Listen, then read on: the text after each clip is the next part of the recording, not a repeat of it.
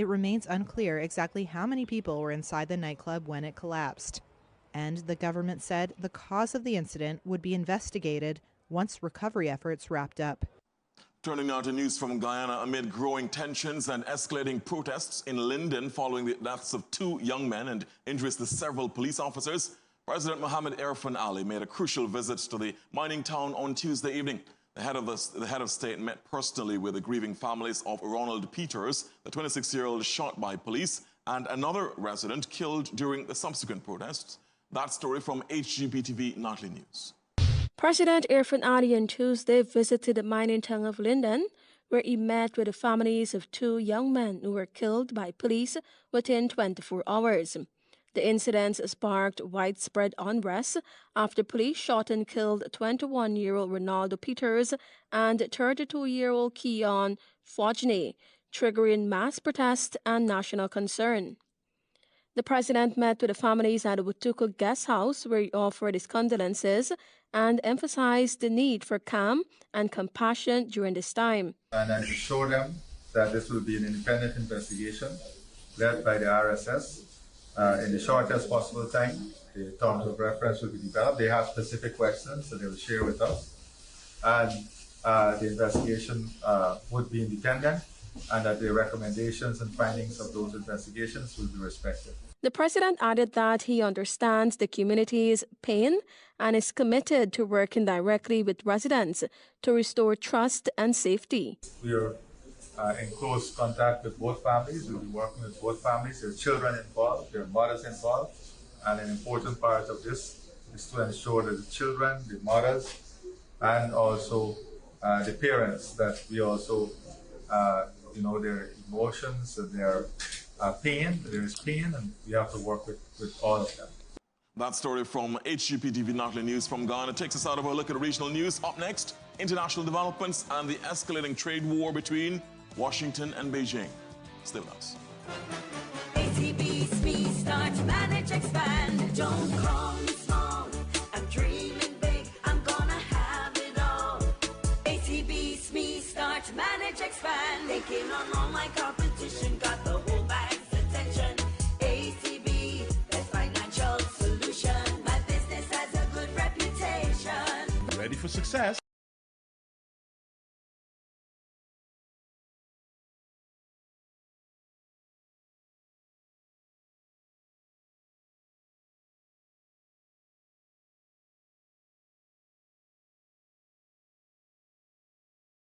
War between Washington and Beijing has deepened as the White House says its tariff rate on most Chinese goods is now 145%. President Donald Trump had announced a 125% levy on imports from China yesterday, but now the White House confirms that is on top of an existing 20% fee. Trump acknowledged some tariff transition difficulty at a cabinet meeting. Here are some of his comments as carried by the BBC.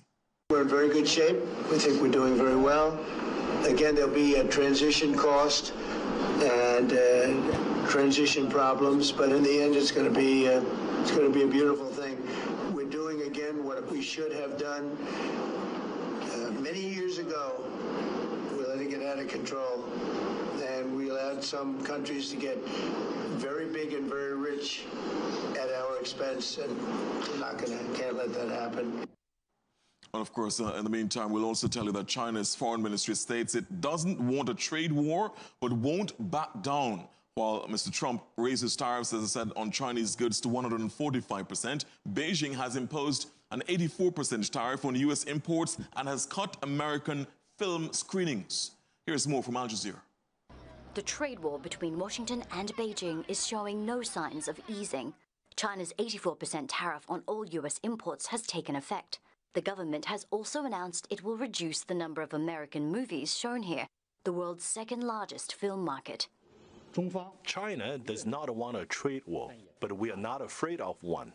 U.S. President Donald Trump raised trade taxes on Chinese goods to 125%. At the same time, he paused so-called reciprocal tariffs on other countries for 90 days. Analysts say it's clear Washington is trying to isolate Beijing. Trump's overriding objective remains unchanged. He wants to take a sledgehammer to the rules-based global trade system, and he wants to confront China forcefully. Despite the escalation, China's financial markets closed higher on Thursday. The Shanghai and Shenzhen were up between 1% and 2%, while Hong Kong's Hang Seng also rose 2%. Beijing's state funds have poured billions of dollars into stabilizing stock markets. Senior leaders are reportedly meeting this week to discuss measures to bolster the economy and employment. It's pure pain. There's really no gain so far in this tariff war. We're going to see a lot of bankruptcies in SMEs, and that will be a big pressure for the labor market. Chinese manufacturers are holding their breath. Many orders have already been suspended or cancelled. Some shipments to the US have reportedly been ditched mid-voyage to avoid the crushing duties. Back to the U.S. now, because New York police say a helicopter has crashed into the Hudson River. At least 6 people are reported to have died in that crash, according to the BBC's U.S. partner CBS. At least 3 children and 3 adults were on the aircraft. The Federal Aviation Authority says it cannot confirm yet how many people in total were on board the flight. Video posted on social media shows a helicopter partially submerged while emergency crews respond. The BBC has, as I said, not independently confirmed that earlier footage. The New York Fire Department says both marine and land response units are attending to the scene, but it is another grim development from the United States. Of course, we can give you now the very latest on that, that those investigations are continuing. It's now been confirmed 6 people have been killed in that helicopter crash in New York's Hudson River. It's another aviation tragedy in the U.S. that is being investigated as we speak. Up next, we'll turn our attention to the sporting developments right here on the ABS Evening News, including the latest on the West Indies Championships. Up next. This sports report is brought to you by Total Imports. COVID-19 is still with us. Don't let your guard down. At Total Import Supplies, we care about your health, and we offer the best hand sanitizer on island that eliminates 99.9% of germs instantly without water. Use TechChem hand sanitizer anytime, anywhere for long-lasting protection at school, in your office, in your vehicle. Also available at Total Import Supplies is our ChemSan disinfectant spray that kills 99.9% of viruses and bacteria often found in the bathroom, the kitchen, and just about everywhere. Absolutely no rinse required. Ask about our other cleaning agents that promote a clean and healthy environment. So put your health and family first. Protect against COVID-19 with TechChem hand sanitizer and ChemSan disinfectant spray. Total Import Supplies, making your world totally spotless.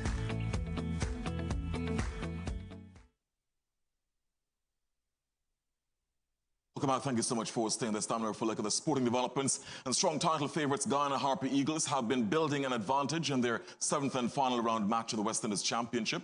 In their top-of-the-table clash with hosts Trinidad and Tobago Red Force, Guyana closed day 2 at the Queen's Park Oval on 269 for 5, 29 runs ahead. Opener Raymond Perez hammered 82 and Calvin Anderson cracked 51. Left-arm spinner Carrie Peer has picked up 3 for 61. Red Force earlier fell for 240 after resuming at 213 for 7. Giant Gooley hit 58, while Pacers Niall Smith and Kima Paul grabbed 4 for 49 and 3 for 45 respectively. Over at Warner Park in St. Kitts, Justin Graves crafted his 4th first-class stun to guide Leeward's Hurricanes to 444 for 9, declared against Barbados Pride. Graves hit a patient, undefeated 124 of 261 balls, striking 9 fours in the day-night fixture. The Barbados-born right-hander was supported by Jamar Hamilton, who hammered 84 during a stand of 162. Spinner Jamal Warrican captured 7 for 111. And Barbados Pride are now 120 for 4. Barbados Pride 120 for 4, replying to 444 for 9 declared by the Leeward's Hurricanes. Also here at Coolidge, West Indies Academy trounced Windward's Volcanoes by 10 wickets inside 2 days for their first victory. Volcanoes 106 and 181. Captain Alec Athanase 41. Yohan Lane 6 for 30. Academy 253 and 35 for no wicket. In the other encounter, Jamaica Scorpions lead combined campuses and colleges by 12 runs with 5 wickets remaining. at the Sir Frank Royal Grounds in Trinidad. Jamaica 133 and 206 for 5. Javel Glenn 86. Larry Edward 3 for 47. CCC 327. 21-year-old Shakir Paris 112. His maiden first-class century. Ashbel Mansingh have taken 5 for 95. More cricket now, because the West Indies women will tomorrow seek to bounce back quickly in the World Cup qualifiers in Pakistan. As Jack Matthew has a preview. Following their stunning loss to Scotland in the opening fixture, the Caribbean cricketers will bid for reversal against Ireland in Lahore. The Haley Matthews-led side should approach the affair with a measure of confidence, having overpowered the Irish by 5 wickets in a warm-up encounter. Currently, Bangladesh, Pakistan and Scotland have 2 points each after victories in their opening matches, while the West Indies, Ireland and Thailand are yet to get off the mark. In the latest game, Bangladesh, who head the table on net run rate, annihilated Thailand by 178 runs. Captain Nigar Sultana surged to 101 and Sharmin Akhtar hit an undefeated 94 in a total of 271 for 3 off their 50 overs. Thailand were then bundled out for 93, with Jana Fulferdus bagging 5 for 7 and Fahima Khatun claiming 5 for 21. Of the 6 teams, the top 2 will qualify for this year's Women's World Cup, which will be staged in India starting in August. Jack Matthew, ABS Sports.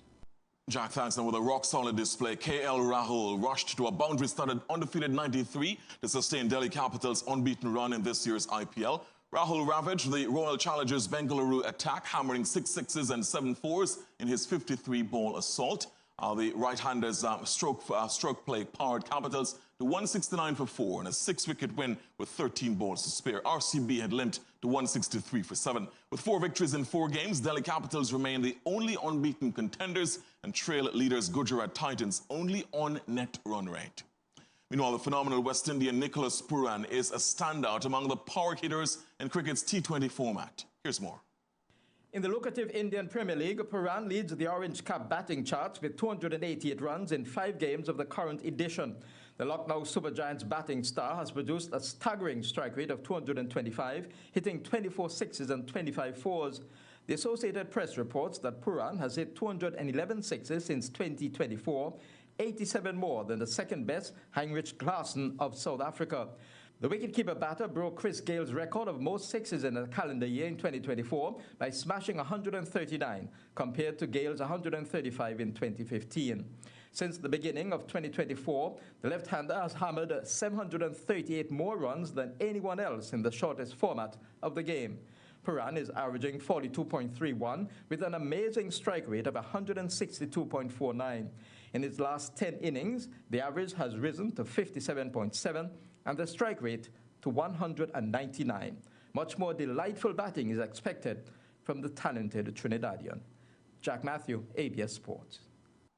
Now, an automatic spot in the finals will be up for grabs on Saturday in the Dave Joseph Parish League competition, sponsored by ACB Caribbean. The strong contenders heading into the last round of preliminary matches are Police and the Seaview Farm, jointly sponsored by Consolidated Maritime Services and Dream 2 Reality. Both sides have 36 points, followed by PIC Liberta Black Hawks on 24 and Mahaika with 18. Freetown will host Black Hawks, Mahaika will entertain Police at Clare Hall, and Earlings will be at home to Seaview Farm. The top team will progress to the finals, while the sides finishing second and third will clash on Sunday for the other place in the decider, while the 2 qualifiers will battle in the best-of-3 finals starting on the 19th of April. Football now, the girls of Princess Margaret have completed the double in the cool and smooth Joma Caribbean Inter-Schools Football Championship. Watching a dominant exhibition was Sharif Sargent. The defending champions, who 48 hours earlier captured the Under-16 title, returned to grab the Under-20 championship on Wednesday at the ABFA Technical Center. After Jana Martin opened PMS's account in the first half, Iricia Allen netted a second-half double and kept Antigua Girls High scoreless, blanking them 3-0. Following the final, the top league performers of the league were recognized for their exploits. High School's Nafisa Kwashi walked away with a number of awards, including most goals in both Under-20 and Under-16 divisions, plus the Under-20 MVP. High School's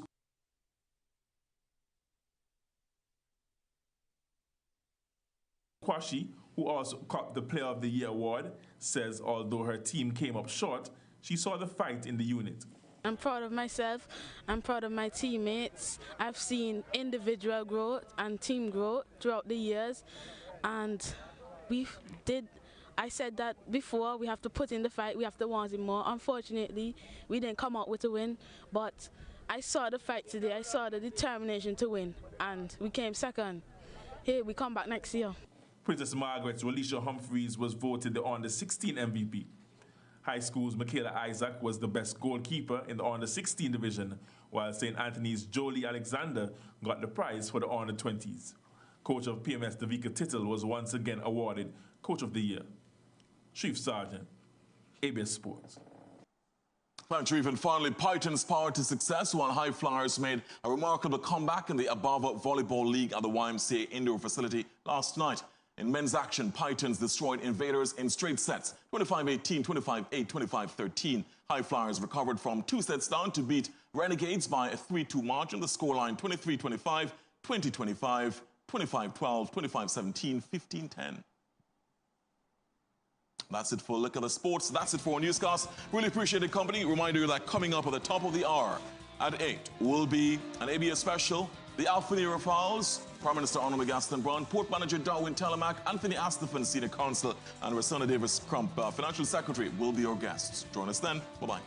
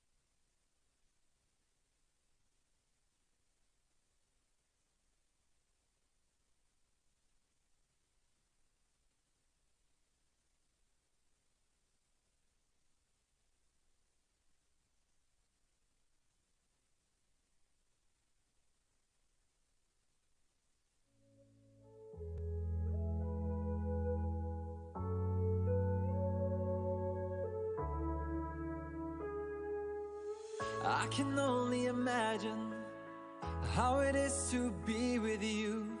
From the first day I saw your face, I knew this love was true. But you already taken, nothing I can do. So I can only imagine how it is to be with you. I can only imagine us both loving through the night. I can only imagine us together side by side. I can only imagine we're dancing in the moonlight. I can only imagine, I can only imagine. I want to know if you will be my favorite song, my little melody. If we could be a symphony, then we would be a perfect harmony.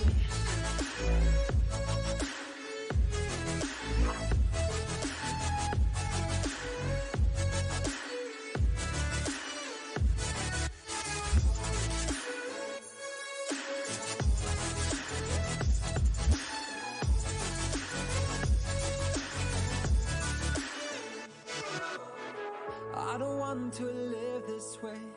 I really wish we never knew. Out of sight and out of mind, I don't want to be with you. But the next time I saw your face, nothing I can do. I just have to face the truth. All I want is to be with you. I can only imagine us both loving through the night. I can only imagine us together side by side. I can only imagine we're dancing in the moonlight. I can only imagine, I can only imagine.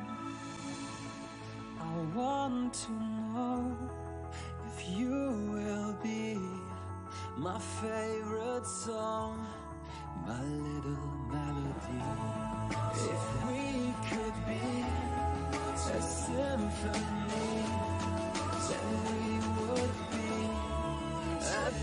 perfect harmony.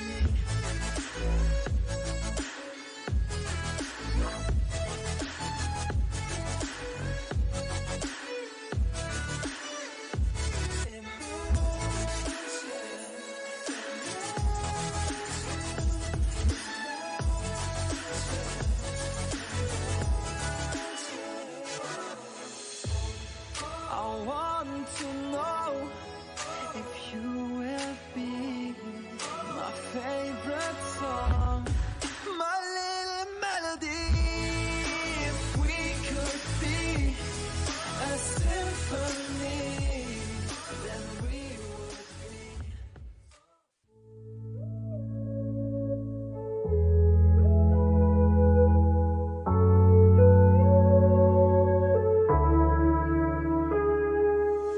I can only imagine how it is to be with you. From the first day I saw your face, I knew this love was true. But you already taken, nothing I can do. So I can only imagine how it is to be with you. I can only imagine us both loving through the night. I can only imagine us together side by side. I can only imagine we're dancing in the moonlight. I can only imagine, I can only imagine. I want to know if you will be my favorite song, my little melody. If we could be a symphony, then we would be a perfect harmony.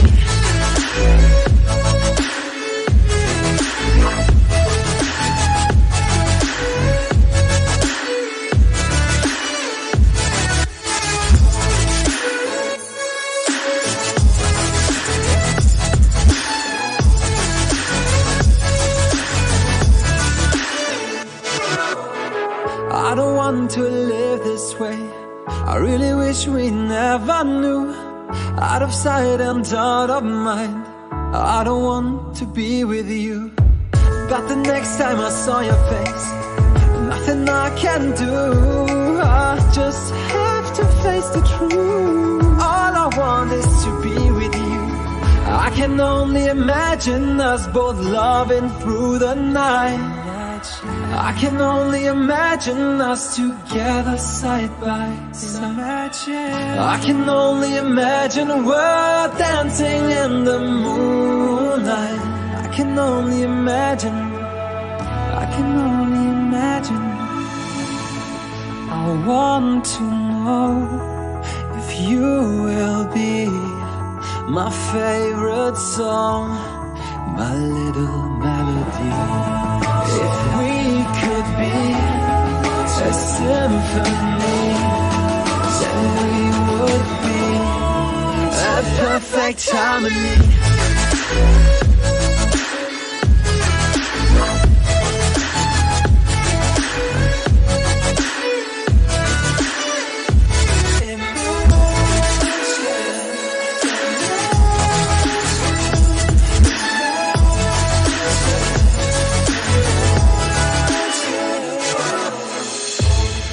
I want to know if you will be my favorite song, my little melody.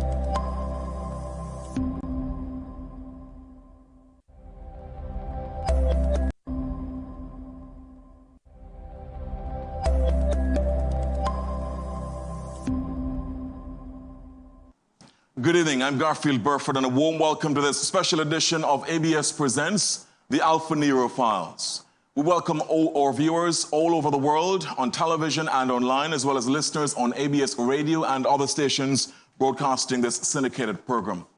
Over the next 2 hours, we delve into the chronology of events surrounding the government's seizure and sale of the Alfa Nero superyacht. The vessel was sold in July last year, with documents provided by the government confirming the sale price as $40 million. The buyer, YM Thunder One Shipping, based in Malta. This evening, we're laser focused on facts and evidence, not conjecture or speculation.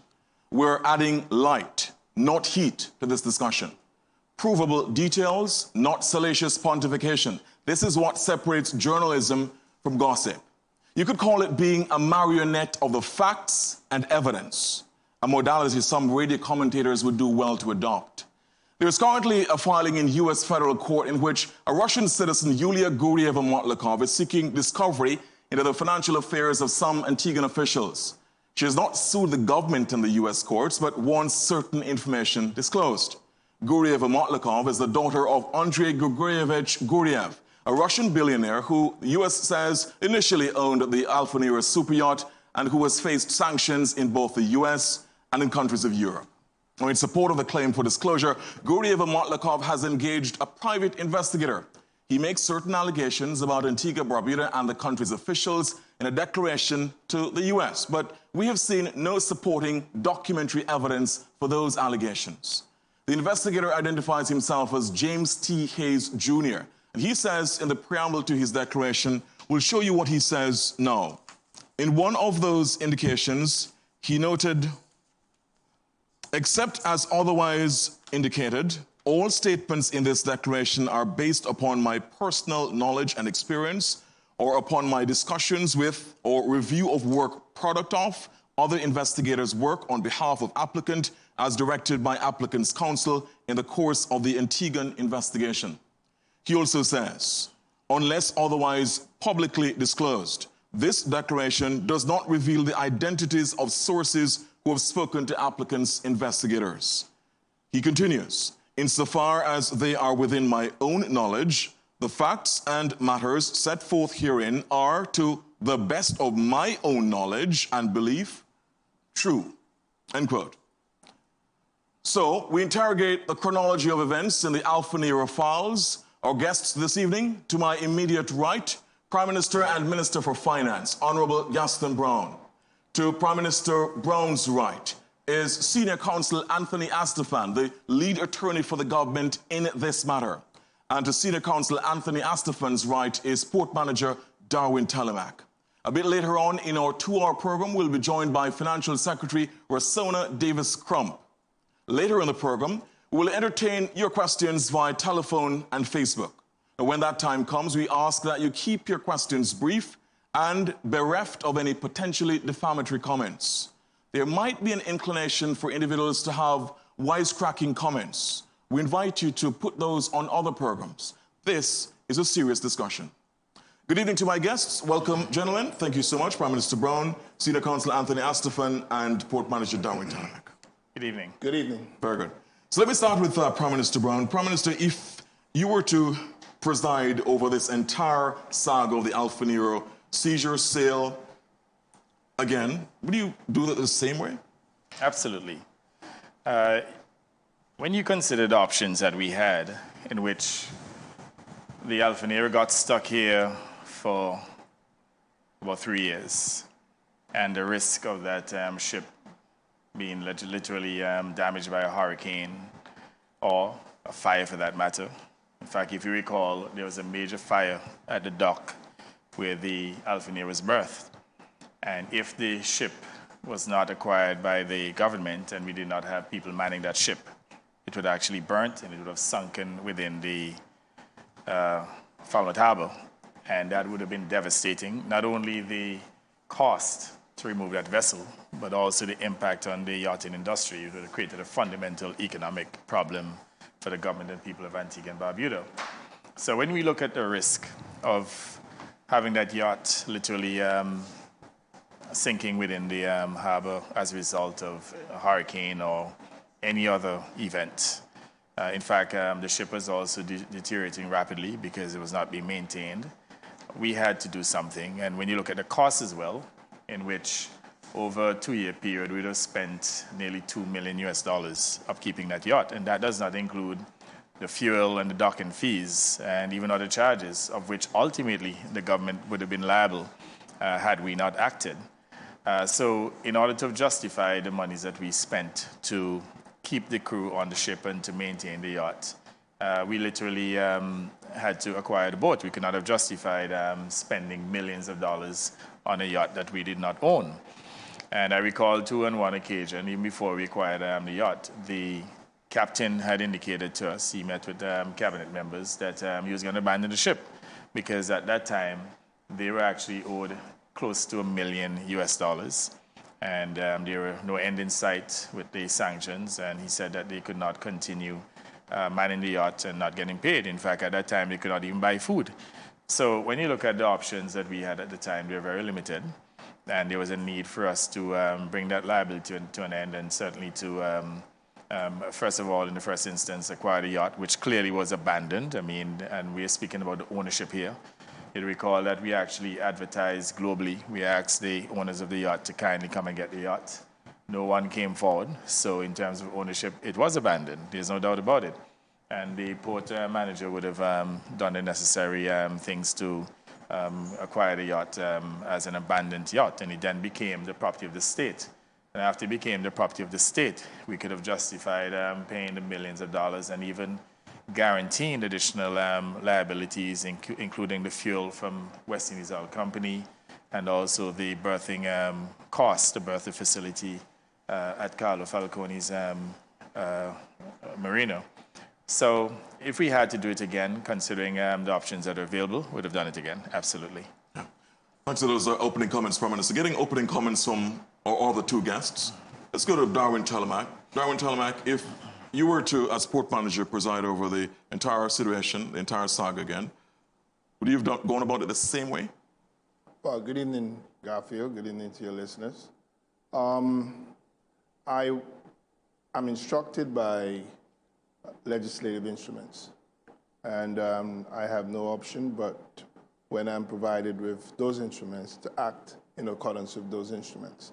So I would have no choice if I am given instruments that says my actions are required within the framework of my responsibilities to act. So I would have no choice. Yeah. I'm going to ask the Senior Counsel, did the government go about this the right way? Did it follow everything to the T? Well, let me first of all say that as counsel on the matter, nothing I say is intended to suggest that I'm seeking to prejudice the judge's ruling on the case. But as the Prime Minister put it, what choice was there? The vessel, the Prime Minister omitted to mention, was sanctioned by the vessel, but at the time when it was docked and the harbor was sanctioned by the Americans. And the owners or the purported owners or those who claim to be the owners couldn't touch the vessel, could not expend monies on it. It was being simply deteriorating in a very pristine area and very economically valuable and vulnerable area with Falmouth Harbor. To have a vessel like that there with the risk of it sinking or catching a fire, because they could not repair the vessel. There was damage done to the vessel. They could not repair it. They tried to send parts from Europe. The French customs officers seized it. They could not maintain the crew because the crew had left. They were not being paid. They couldn't do anything. So the question was, how much longer was the government supposed to wait before it acts? When no one in Antigua and Barbuda, or even in the United States, would have known just how long the sanctions would have lasted for.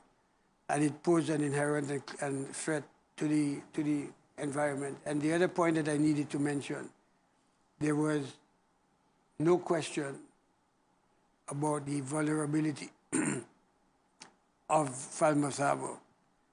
If a vessel of that size, not a small yacht, a small boat, but a vessel of that size, sinking in the vessel due to lack of maintenance and so on. So my thought process throughout the case was, well, what choice did the government really have? How much longer were they supposed to wait?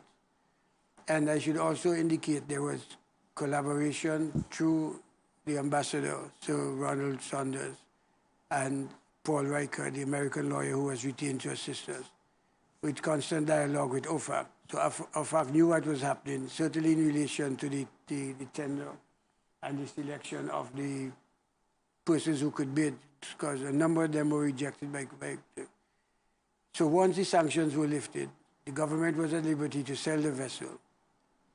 And what happened was that Sir Ron Saunders, and I think Paul, but I think it's Sir Ron, had informed OFAC of the intention to sell it and to whom and for the price. And there was no objection from OFAC.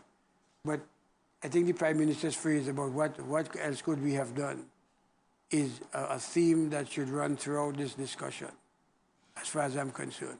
Okay. Yes, Darwin, tell me. Amplify a point that Tony made. The Prime Minister alluded to it as well. First of all, a vessel can only sail into and out of a harbor if it is flagged by a flag state and if it's registered and in class. The ship was deregistered and delisted. It could not move. And uninsured. Right. Yes, as soon as you get delisted and deregistered, every P&I insurance club is going to move away from you because you can't have any insurance. You don't need it. You can't move. So essentially, the vessel was sitting there, and the only way it could move legitimately is it had to be reflagged and re-registered. And well, from what we knew is the owners who we asked, and I'm sure we'll get to that later, we asked to come and get it, couldn't. They had shown for over quite a few years that they were not able to come to make the adjustments to it. But critically, the draft of that ship coming into Falmouth Harbor left very little clearance under the keel. We probably had about maybe a foot clearance under that ship coming all the way up to into the harbor. That Falmouth Harbor is the busiest harbor we have in Antigua. The most ships go through there. They're not as large, but the volume of ships that go through there is significant. And one ship left abandoned because the crew said they were leaving would have certainly created a significant navigational risk. That risk would be one where if it was abandoned, it ran aground, blocking the channel. To get a ship of the size required to remove that size ship would require us to dredge the entire Falmouth Harbor channel to get a ship deep enough to come up to remove it. It wasn't a situation where we couldn't have had that situation happen because there was a storm when in fact I had to deliberate with the Prime Minister, even in and the Cabinet, in its on-flag state. We had to remove it from there when the storm was coming to ensure that if this thing broke off and ran aground, that we were not going to have a problem. We actually lived through the possibility of a significant challenge happening. Correct. And I think that really gives credence to the fact that if they were not going to remove it, because that's the crux of it. If you want it, come and move it. And we can speak to the legislation later, but that was really, come and take it away. They couldn't. And when they couldn't, the state acted. And I asked, did we have any other viable option? We're going to come, of course, we're giving you extensive reportage on this issue. We're taking a chronological look about what happened with the Alfa Nero superyacht. So after the opening comments from my guests, Prime Minister Brown, Senior Counsel Anthony Astafan, Port Manager Darwin Talamak, we can now go into the specifics and the chronology of events, starting with when did the vessel reach Antigua? When did it come to Antigua? And why did it come here? Darwin Telemak. The vessel arrived from St. Martin. I don't want to get too much into the details of that, but there were some challenges because St. Martin is a European country. Europe at that time had sanctioned the owner, and they were sanctioning all his assets. So I guess the next best port to move to would be a port that is familiar with, and so it came across to Antigua. Coming here, there were other issues that emerged, because not only were they sanctioned when they came here by the Europeans, they came under American sanction. And so now they were both EU and American sanction on the vessel that came here in 2022, thereabouts. And once those sanctions hit, something started happening where the ship was literally unable to be accessed by its owner. And that went on for quite some time until the crew basically said, we can't do it anymore. And that ship was well equipped with a lot of food, a lot of drinks, lots of stuff on there. They used it. They used it. And it also became quite clear that they were in such difficulty that the owner of the marina started having to feed them, provide vehicle for them. And under SOLAS as well, I think he figured that his responsibility was necessary. SOLAS being one of the IMO regulations that says safety of life at sea is paramount. So he figured he would help serve the guys, but there was no help coming in to the ship was literally there. It became delisted, it became abandoned, and it just sat there from 2022 onwards. Of course, let's bear in mind that 2022 was when Russia invaded its neighbor Ukraine. You're saying the sanctions were as a result of that, correct? Yes, well, that was clear, yes. Right. The EU and the US government started sanctioning Russian oligarchs, and apparently they associated this vessel with this oligarch, and they implemented the sanctions. To be clear, the vessel, when it came here, it was sanctioned. It was under sanctions. When it left St. Martin, it was under EU sanctions. Good. Prime Minister, now that the vessel is here, the owner can't access it because it's now under sanctions. What was your government's first thought? Well, as I recall, the FBI had come to search a ship on one occasion, and it was a significant issue for the U.S. government. In fact, they would have met with us. And I'll go as far as saying, too, that there are U.S. officials who asked us to sell the ship. So when we looked at all of the options and the fact that the ship got stuck here and that it was a major liability, not only an environmental liability, but a significant financial liability, and the fact that the sanctions could have persisted for many years. In fact, the sanctions are still there. They have not been lifted up to now. So just imagine if it was here for yet another year. I believe we would have had to spend at least maybe another $2 million. And you have to understand, too, that as the charges on the ships increase, the value of the ship would have reduced. And then it would have created a problem for us in terms of the cash flow to continue to make those large payments to maintain the ship. I mean, we're not a wealthy country. I mean, we're a small island state with very limited resources. And to come up with maybe $10 million a year to maintain a ship of that value, there's no way we could have sustained it. So selling the ship became absolutely important, quintessential. So we then approached the U.S. government after we had held discussions with them about selling it.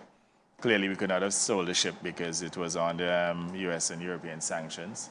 And we then employed the services of an attorney to assist us, Mr. Paul Reichel. He worked with our ambassador in Washington, Sir Ron Saunders, and I believe we had Tony as well subsequently on the case. And we got the sanction lifted. And the sanctions were lifted specifically to allow our country to sell the ship. There was no other purpose why the United States lifted the sanctions. To be clear, Prime Minister, the U.S. asked you or suggested that you sell the ship. This was in 2022? Correct. And then in 23, we went to Parliament, made certain changes to the laws, and we applied to OFAC to lift the sanctions. And then we subsequently had to write to the U.S. Treasury as well to get approval for prospective buyers. Even when we held the first auction, we had to submit the names to the U.S. Treasury to get the approval to make sure that these individuals were not sanctioned, because they made it abundantly clear that we had to exercise caution to make sure that another sanctioned entity or individual did not end up with ownership of the ship. Even when we got to the stage of selling it to the Turkish gentleman, Mr. Yildirim, in 2024, again, we had to write to the U.S. Treasury to get approval for them to clear him as a suitable person to whom we could have sold the ship. So this is a matter in which there was close collaboration between the U.S. and Antigua and Barbuda to literally rid the country of what was clearly becoming a significant liability for the country. And had it sunk, then clearly that would have been a fundamental problem, environmental, social, and economic problem for the government and people of Antigua and Barbuda. We'll come to the legislation in a short while. Darwin, I'm going to come to you shortly, but the legislation, of course, was amended to ensure that the country could actually seize the vessel. We'll come back to that shortly.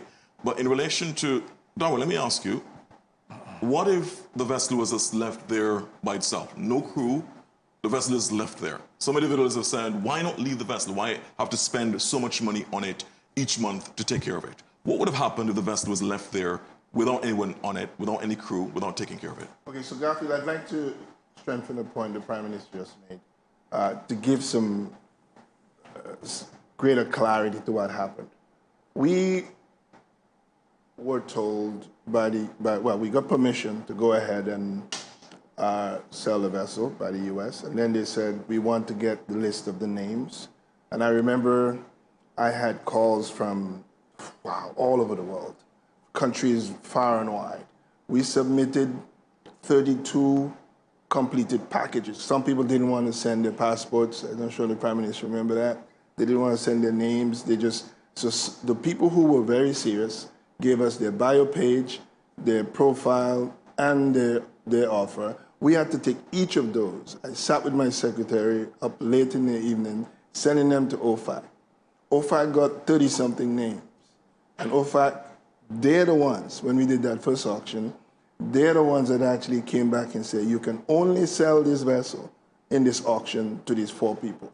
It wasn't something that we had no choice in who we were going to allow to participate in the auction. They said. Now, it just fortuitously turned out to be that they rejected the people from Australia, from Sweden, Switzerland, Europe, everywhere, and they picked 4 Americans. I mean, it was their picks. So the 4 Americans were the ones who submitted bids based on what OFAC permitted at that time. So I just wanted to strengthen that point. You want to give the range of the bids? Yeah. And what we got was, we had bids ranging from 55 to $66.5 million. There was the range we got. And there was one that came in at 28 million, yes. There was one that came in at 28 million. I remember that one very clearly. Correct. And so we had 28, 55, 56, and the winning bid that came in at 66.5 million. And as a matter of fact, when those bids came, but on the day of the auction, 1 or 2 of those people decided, well, we're not even going to participate in the auction. So we literally had 3 people in there, and that was a little surprising too, because one of them just decided they were not going to participate. Of course, the former Google chief executive Eric Schmidt won that bid. He eventually pulled out. We'll get back to that. We'll get to that shortly. What if? Yes. Continue, Darren. To answer your question, a ship stays alive. A ship, we look at it as an organism. Stays alive if it's fed. It has to be fed with fuel. Has to be fed with hydraulic systems. People have to keep the engine running. It needs to stay alive. If it dies, it becomes a derelict piece of machine. You literally can't bring it back. It's just going to wither away. Now, what we learned, which was not something that I was even aware of, is that if the cooling system on that yacht, let's say it was still being given fuel, but the cooling system, the air condition went off, the molding on that ship that would emerge in about 5 to 10 days would make the ship unusable. No one could go inside. The mold would be so dangerous that you'd have to vacate the ship. It would become totally useless. And so we had to, one of the reasons why we were so perplexed, even at some points, was the generators were running for so long. And the cost of repairing one of those generators, according to the engineer who was on board, was about $400 and something thousand just to, we were challenged to be able to do that. So we were just hoping that they stayed up because we didn't want the AC to go down because then the ship would be in trouble. Had the ship died, the prospects of having a vessel of that size with 1 meter water below the keel, sitting in your most pristine, most commercially viable harbor with a storm of a 2, 3, or 4 category coming at you, you're going to have a problem. And as a matter of fact, where the ship was moored on that marina is about 80 to 100 meters from the center of the channel. So breaking its chain, it's going to sail into the deeper part of the water, so it would go into the channel, it would twist and turn, fall to the bottom, and now the channel is blocked. That was my greatest concern. I mean, there were some discussions about the ecological issues and all of those. Those are stuff that day, but I'm tasked with managing navigation, and I knew if that ship had gotten away after it died, we would have the entire Falmouth Harbor blocked away. And so we don't have another location in Antigua where we could move people to. So that means for that period of time, Falmouth, with our largest marina in Antigua, being the Falmouth Harbor Marina, would be shut down. The Antigua Yacht Club and all the others there, including the one for the Baileys, all of those would be shut down. And that was something that we really had to take some into consideration in trying to see how quickly we could act. Okay, we're going to come, of course, to the point at which it was sold, then, of course, why the bidder pulled out, Eric Schmidt pulled out, and so on. Prime Minister, in relation to another crucial point of the sequence of events related to the legislation that your government passed to ensure that you had the authority to seize the vessel, what kind of legal advice did you get in relation to going that route? Well, I'm going to let the attorney handle it. We had a U.S. attorney who literally helped us. And Tony, you were on the case at that time too? Yes. Yeah, so yes, you'll speak to the legal aspect. Okay.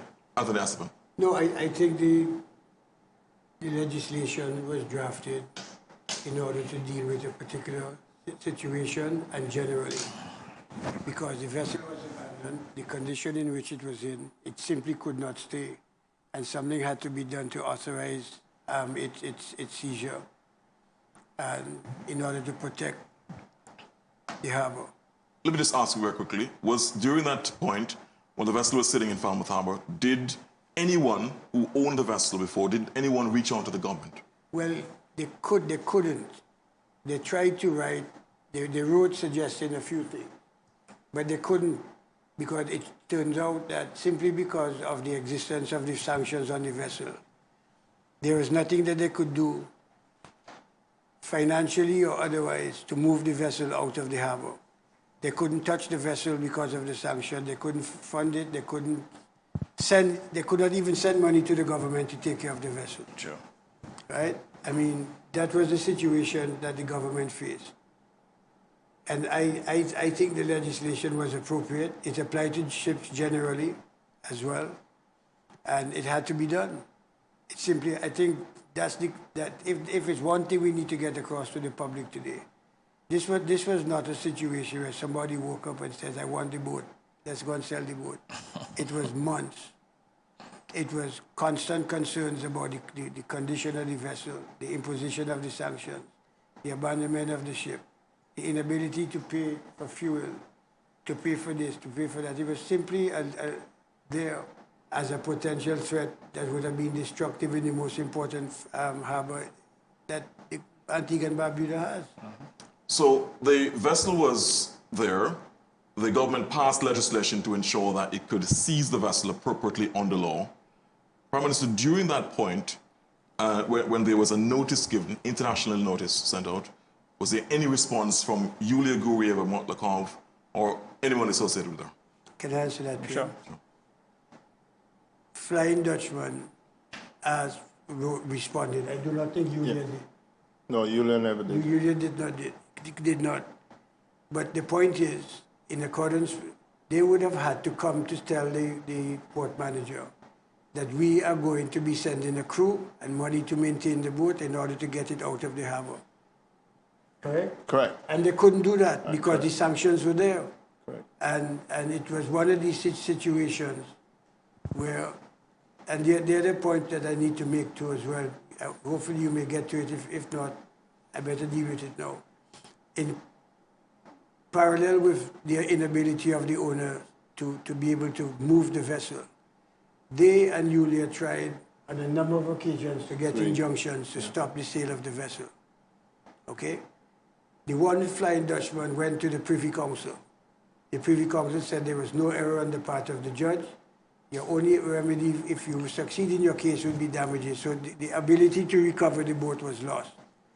The same thing with Julia. Julia applied to stop the sale of the vessel. She lost. She went to the Court of Appeal and she lost in the Court of Appeal, and she applied for leave to appeal to the Privy Council and she lost that as well. So the vessel was sold with the sanction of the authority of the court's orders that permitted the vessel to be sold. So there was no selling it in the middle of the night and so on. The vessel was there. There was litigation taking place. The owners and Julia tried to stop the sale of the vessel, including Halley as well, if I remember correctly. Yes. And they all lost. Yes. So what was he to do when the applications against him have failed? He had to do what the law required him to do. Right. Very, very sequentially, Garfield, the legislation was handed to me. It clearly stated what has to happen. I was supposed to issue a notice in the international environment asking the owners to come and remove the vessel. That was done. We sent out that notice, and someone called me directly. Says, I won't call his name, I'm such and such.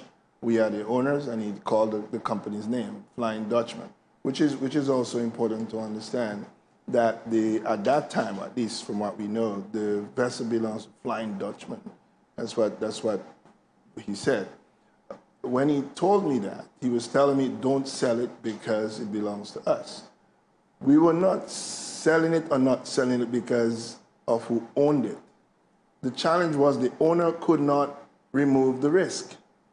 And telling me that I own it, don't move it, when you can't move it for the last 2.5 years, is saying, well, just continue to allow the risk to exist, and if you end up damaging and hurting yourself, well, it just happened. Well, you can't operate that way. So my indication to him was and I did testify to that in court as well. I asked him to come and remove it, and that was all the legislation said I should ask. He didn't. The time went by when he was supposed to remove it. No one came to remove it. So the law says 10 days. We counted the 10 days. We executed on the day that it was supposed to have been done, where we seized it, not for the purposes of arbitrarily saying we're seizing it. We're seizing it to do a few things. You can't flag a ship if you don't have ownership of it. You can't register the ship if you don't have ownership of it. So we first, and that's why the legislation actually allowed for that. We had to seize it, to flag it, register it, and now that has happened, it becomes a commercial, the option of commercially executing a sale becomes possible. Right? We couldn't get the insurance on it because of the sanction that was there. I know we tried. We couldn't get it done. But still, there were people who were prepared to go ahead and come to purchase it, and that's how the auction came through. But it's important to bear in mind that during that period of time, the vessel was subject to a block property sanction by the Americans. Yes.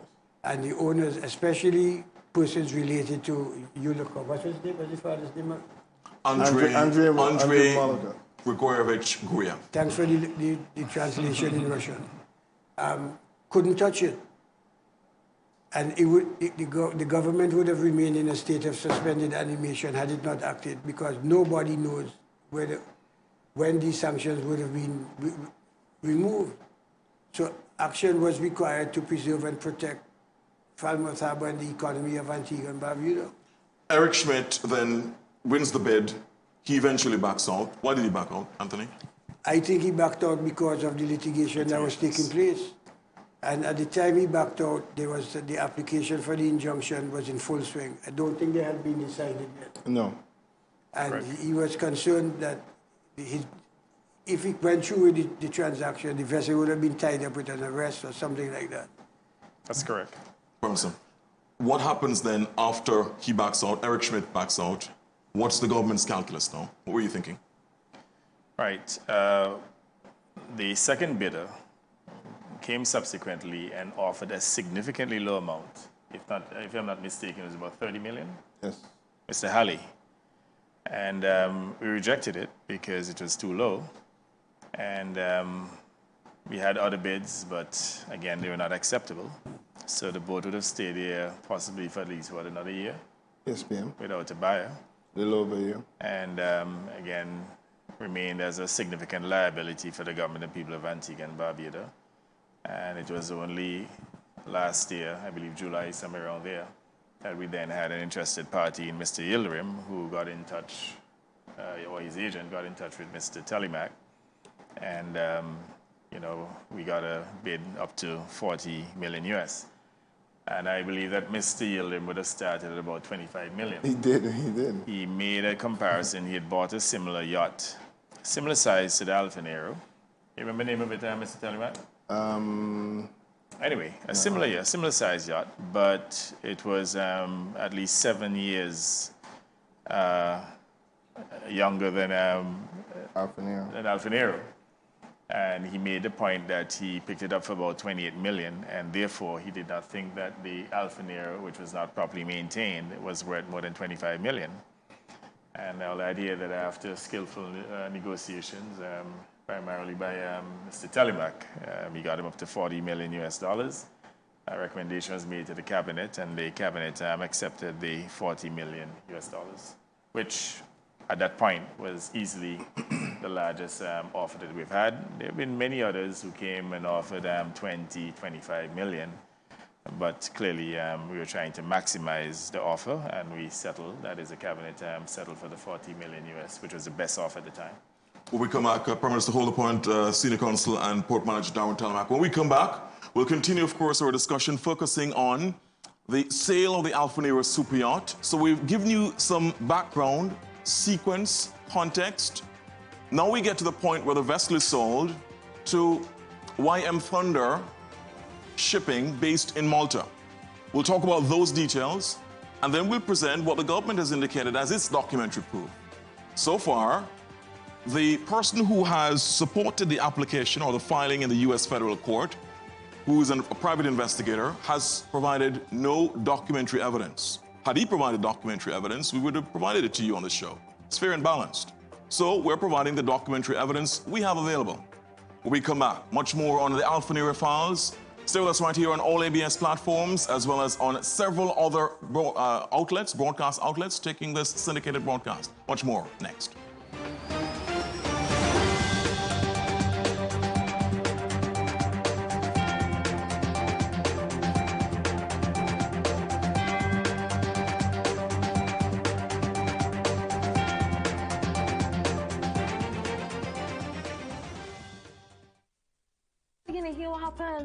Here this year, big session.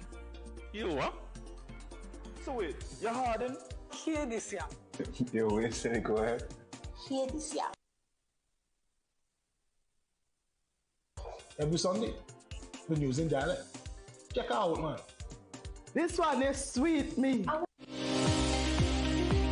I say to you that there is a dire global health challenge at our gates in the global south. We have experienced an exponential rise in cardiovascular disease, chronic respiratory and infectious diseases, cancer, diabetes, air pollution, mental health challenges, malnutrition, and all of this while the climate crisis has impacted us and our environment and will continue to do so. We, the citizens of the Caribbean, are faced with a simple choice. What will our future be? Be viewing Caribbean Medical TV on this station.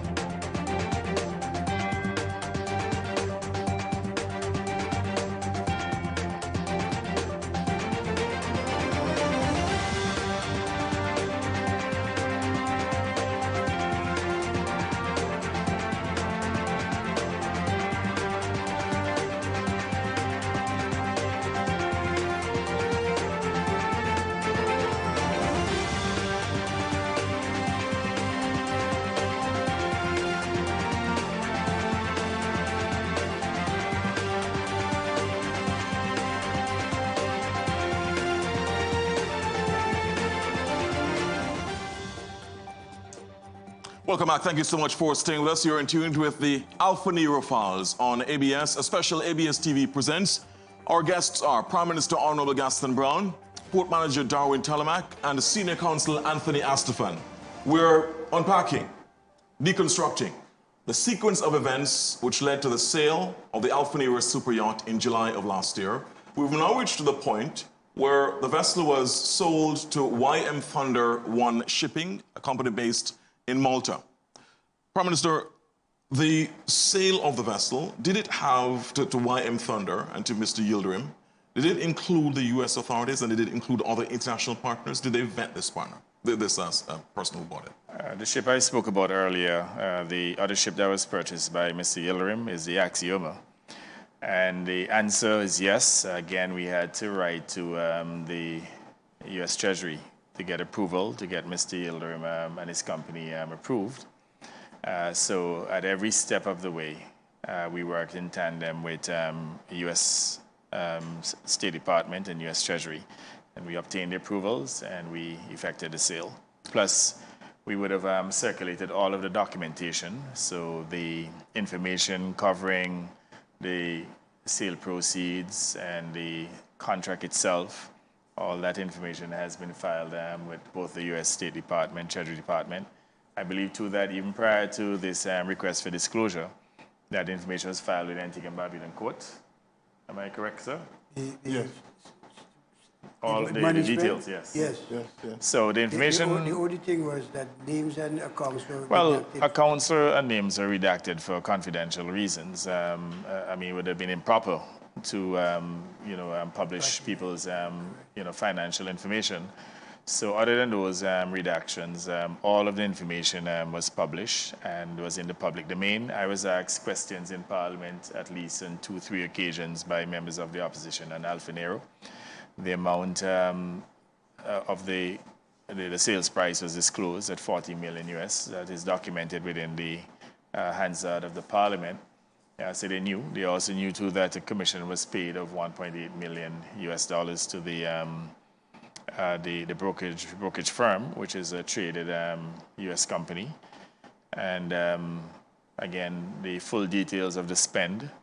There was a document that was prepared, a spreadsheet prepared by the financial secretary. We'll show those shortly. And I'll add here too that our financial secretary is certainly a lady of integrity, and I don't know why any right-thinking person would think that she will go and fabricate a statement to cover anyone. I mean, her responsibility is to preside over the financial affairs of the country and to make sure that all of the governance structures, all the integrity of the country's finances remain in place and to report accurately. I mean, she's the one who presides over the budgetary process and for the documentation to me as finance minister to take to Parliament. And I just think that it is extremely cheap politics for anyone to speculate that there could be any fabrication or any false information published in that statement. And again, that information is in the public domain.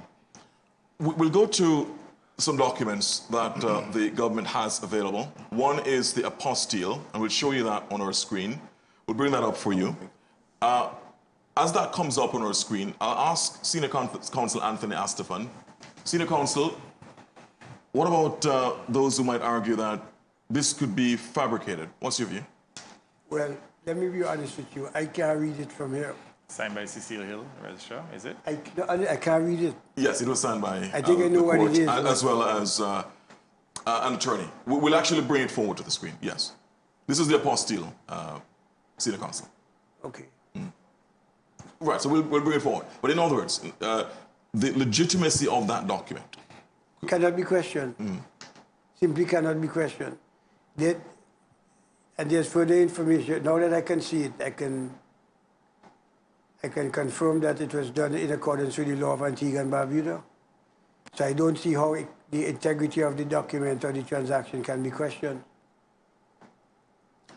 There's a view that the vessel was sold for more than $40 million. Prime Minister, this was in the declaration as part of the supporting the filing by Yulia Gureva-Motlakov, by James T. Hayes, Jr. He seeks to essentially question the amount of money that was paid for the vessel. What's your take? Can I jump in here? Sure. That's a farce. I find it That's laughable. a figment of a delusional mind to suggest that within the context of sanctioned property and with all the other surrounding circumstances, that somebody would even remotely think of executing a transaction where $10 million just disappears out of it. It never happened. And during the trial, the issue of $40 million was never an issue. It has come about now because there's an attempt to tarnish the Prime Minister's reputation and that of the country, aided and abetted by some persons in Antigua and Barbuda. When we get to the to the review of the investigators' report, I'll point out some of it. So if I could intervene here. Please. In the first instance, they said that 10 million of the 40 million sales price was missing. Maybe they did not recognize that the information was already in the public domain, but we then circulated the documents again within the media. We even sent the information to the international publication Associated Press with the redacted accounts for the various beneficiaries, all of the wire transfers that were sent. So after they recognized that even the contract itself was published, stating clearly that the boat was sold for 40 million, they then changed the story and decided, well, it's not 40 that was paid, it was 50. And then they said too that apparently there's some collusion between the buyer and the previous owners, that the previous owners would have paid 50 million. However, only 40 was disclosed. Well, if that is the case, why did they bring forward the transfer details of the $50 million that they spent? Again, it's all a fabrication. And what is really laughable about it, and at one point we had a discussion within the cabinet, and I was trying to figure out, how can people believe this type of fictional narrative? And we do know that, members of the opposition have colluded with them to create these fictional narratives. But I could not understand, knowing that it is fiction, why would you believe it? And then there's Minister Joseph, Somalian Joseph, who said to me that there is this willful suspension of belief in which people believe in these fictional narrative, obviously to promote their own agenda, and sometimes, I guess, for maybe entertainment purposes to amuse themselves. But what seems to be happening now is that having fabricated information, for some reason they're telling themselves that they have something substantial and they're going to bring down the Prime Minister, they're going to bring down the government. Now, if it's for entertainment purposes, I can understand, but when people start to believe that type of fictional narrative, then I think something is fundamentally wrong. But as Tony says, it is a total fabrication designed specifically to undermine our country and certainly to defame me. Even the issue about this fishing expedition in which they are asking for disclosure. Now, let me make it abundantly clear that there's no litigation against me or any family member. There's no ruling against me. There's no trial. What has happened is that they're now gone in this fishing expedition, fabricating all sorts of stories about fictional ownership of assets. Totally untrue. In fact, I don't own any assets outside of Antigua and Barbuda. And they're using all these fabrications, and we're going to provide some evidence to literally dispense of some of these lies, to literally say to a U.S. judge that they should allow for a subpoena, or the judge should allow for a subpoena, and that the judge should allow for disclosure so that they can go into, the U.S. payment system to determine whether or not they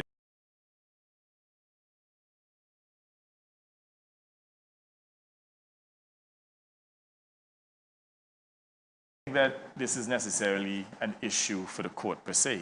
What they're trying to do is to shame us in public, to defame us, to undermine us in the national community. And that is why I would have said very clearly that I reserve my right to take these individuals to court, and I certainly will. And I just want to caution our local people in particular. I have an obligation as the Prime Minister of this country to protect our citizens. And I know some of them, they get extremely wild and they will follow these baseless statements and then land themselves in legal problems. Now, I don't enjoy suing my own citizens, but if you're going to get outlandish and accuse me of all of these outlandish allegations. Not a scintilla of evidence has been provided. I want to emphasize here, with all of these outlandish allegations, not a scintilla of evidence has been provided on any of them, because they're all a fantasy, fabrications. Robert, so this James T. Hayes Jr., we won't go into the details about his declaration to the U.S. court because, as I said, we have no evidence. We protect ourselves in the media by having factual, documentary evidence in black and white that can stand up in a court of law. These are allegations for which no evidence has yet been provided. He's indicated that you have you're a wealthy man, you're a multi-millionaire. You are $700 million. You're underestimating my wealth. He says you have a net worth of about $700 million. What's your view? Well, I think they got it wrong because, you see, just before the 23 elections, according to members of the UPP, I brought in $4 billion in a plane. So if I had $4 billion there and then the other assets, then clearly they are understating the $700 million. So I think they're embarrassing me in that case to be accusing me now of only having $700 million. They need to make up their minds. But the reality is it's not true. I mean, it's just so outlandish that ordinarily it would not even require a response. But our U.S. attorney would have said to me that, look, there's no precedent of any claimant for that matter, or any individual being able to literally get a court to get a prime minister, sitting prime minister, to disclose his financial information. I mean, the financial information of all individuals, it's confidential information. So whereas I was quite willing to just allow them to knock themselves out and to do all the searches, I've been advised by our attorney, Paul Reichel, that we should defend it. And the other thing about it, too, there are lots of innocent people who are also involved. There's a gentleman who rented my home at Jolly Harbour. What's his name there now? Alki David. Yeah, he's actually a very wealthy man. He actually is a beneficiary of a trust that owns the largest Coca-Cola factory in Kenya. He rented my home for over a year. They have added him to the litigation. And the only relationship he has had with me is that he rented our Jolly Harbour home. They've added my son, who's not a public official. They've added my wife. They have gone as far as adding a former girlfriend of mine. Now, we all know that information came from domestic sources. They added 2 companies that don't even have bank accounts. I give an example, Farmer D.G. Brown. That's a local company that holds the shares for myself and my sons in a farm that has been publicly disclosed. It has no bank accounts anywhere in the world. They added COVID Communications Limited. That's a company that holds our shares in Point FM. Again, it has no banking relationship here or anywhere else in the world. And I'm giving you all information. They also added a company by the name of COVID Development Company. That account has not been operational for probably about 8 years. It's dormant. It's an account that was at RB, Royal Bank of Canada, now with ACB. They also had IF Antigua Limited. That's an account that belongs to my son, a company. And the only transaction that they would have had in terms of a transfer was the rent that my son collected for a property there from the same Alki and others at Jolly Harbour and at Barnacle Point. So we really have nothing to hide, but again, I've been advised that it should be defended and not to set a precedent in which individuals feel that they can just frivolously, come up with these fabrications and then get the opportunity to go into people's accounts to create mischief. Even here in Antigua, I have a personal account, a loan account with ECAB, and if you want to make that available, just to at least take ECAB out of free. I don't mind publishing it. I got a loan of $500,000 in ECAB. I think it's $300-something thousand balance. You provided that to us, which you presumably got from ECAB. We actually have a picture of that. They have it in the litigation that, not litigation, the disclosure document that I got a loan of millions of dollars from ECAB so that I could wipe out all of the farmers locally. I mean, all sorts of, really horrendous information that are not factual. And again, I'm prepared to make them publicly available. They said too that I'm trading Venezuelan oil and that WIAC has imported Venezuelan oil. You should have a letter too from West Indies Oil Company in breach of the sanctions. Confirming, in breach of sanctions, that West Indies Oil Company has not purchased any petroleum products in Venezuela since 2018. Let's put that up, by the way, in relation to, this is a letter that was written by the Chief Executive Officer. We'll bring that forward to the screen so that you can have a look at it. And this is, of course, a letter that was written by Gregory Georges, who is the Chief Executive Officer of West Indies Oil Company. And he's indicated at what point it was that the last time that this country had any sort of trade in Venezuelan oil, and he said that that was in 2017. Since then, he's indicated there has been none. We'll bring that forward to the screen so you can have a look at it. I have no bank accounts in Europe, in North America. I have no one fronting for me. I have no company that owns any bank accounts. I have no shares anywhere other than shares in domestic companies. And they spoke about Odebrecht as well. And I want to respond to that. Now, Tony, you are familiar with this Odebrecht story. This is a situation involving Minel Bank, which operated here for a decade, exclusively under the UPP administration when Harold Lovell was the finance minister. As I said, exclusively. By the time we came to government in 2014, all of the money laundering that were involved in, they laundered hundreds of millions of dollars to bribe people globally. It happened under the UPP government. Story broke.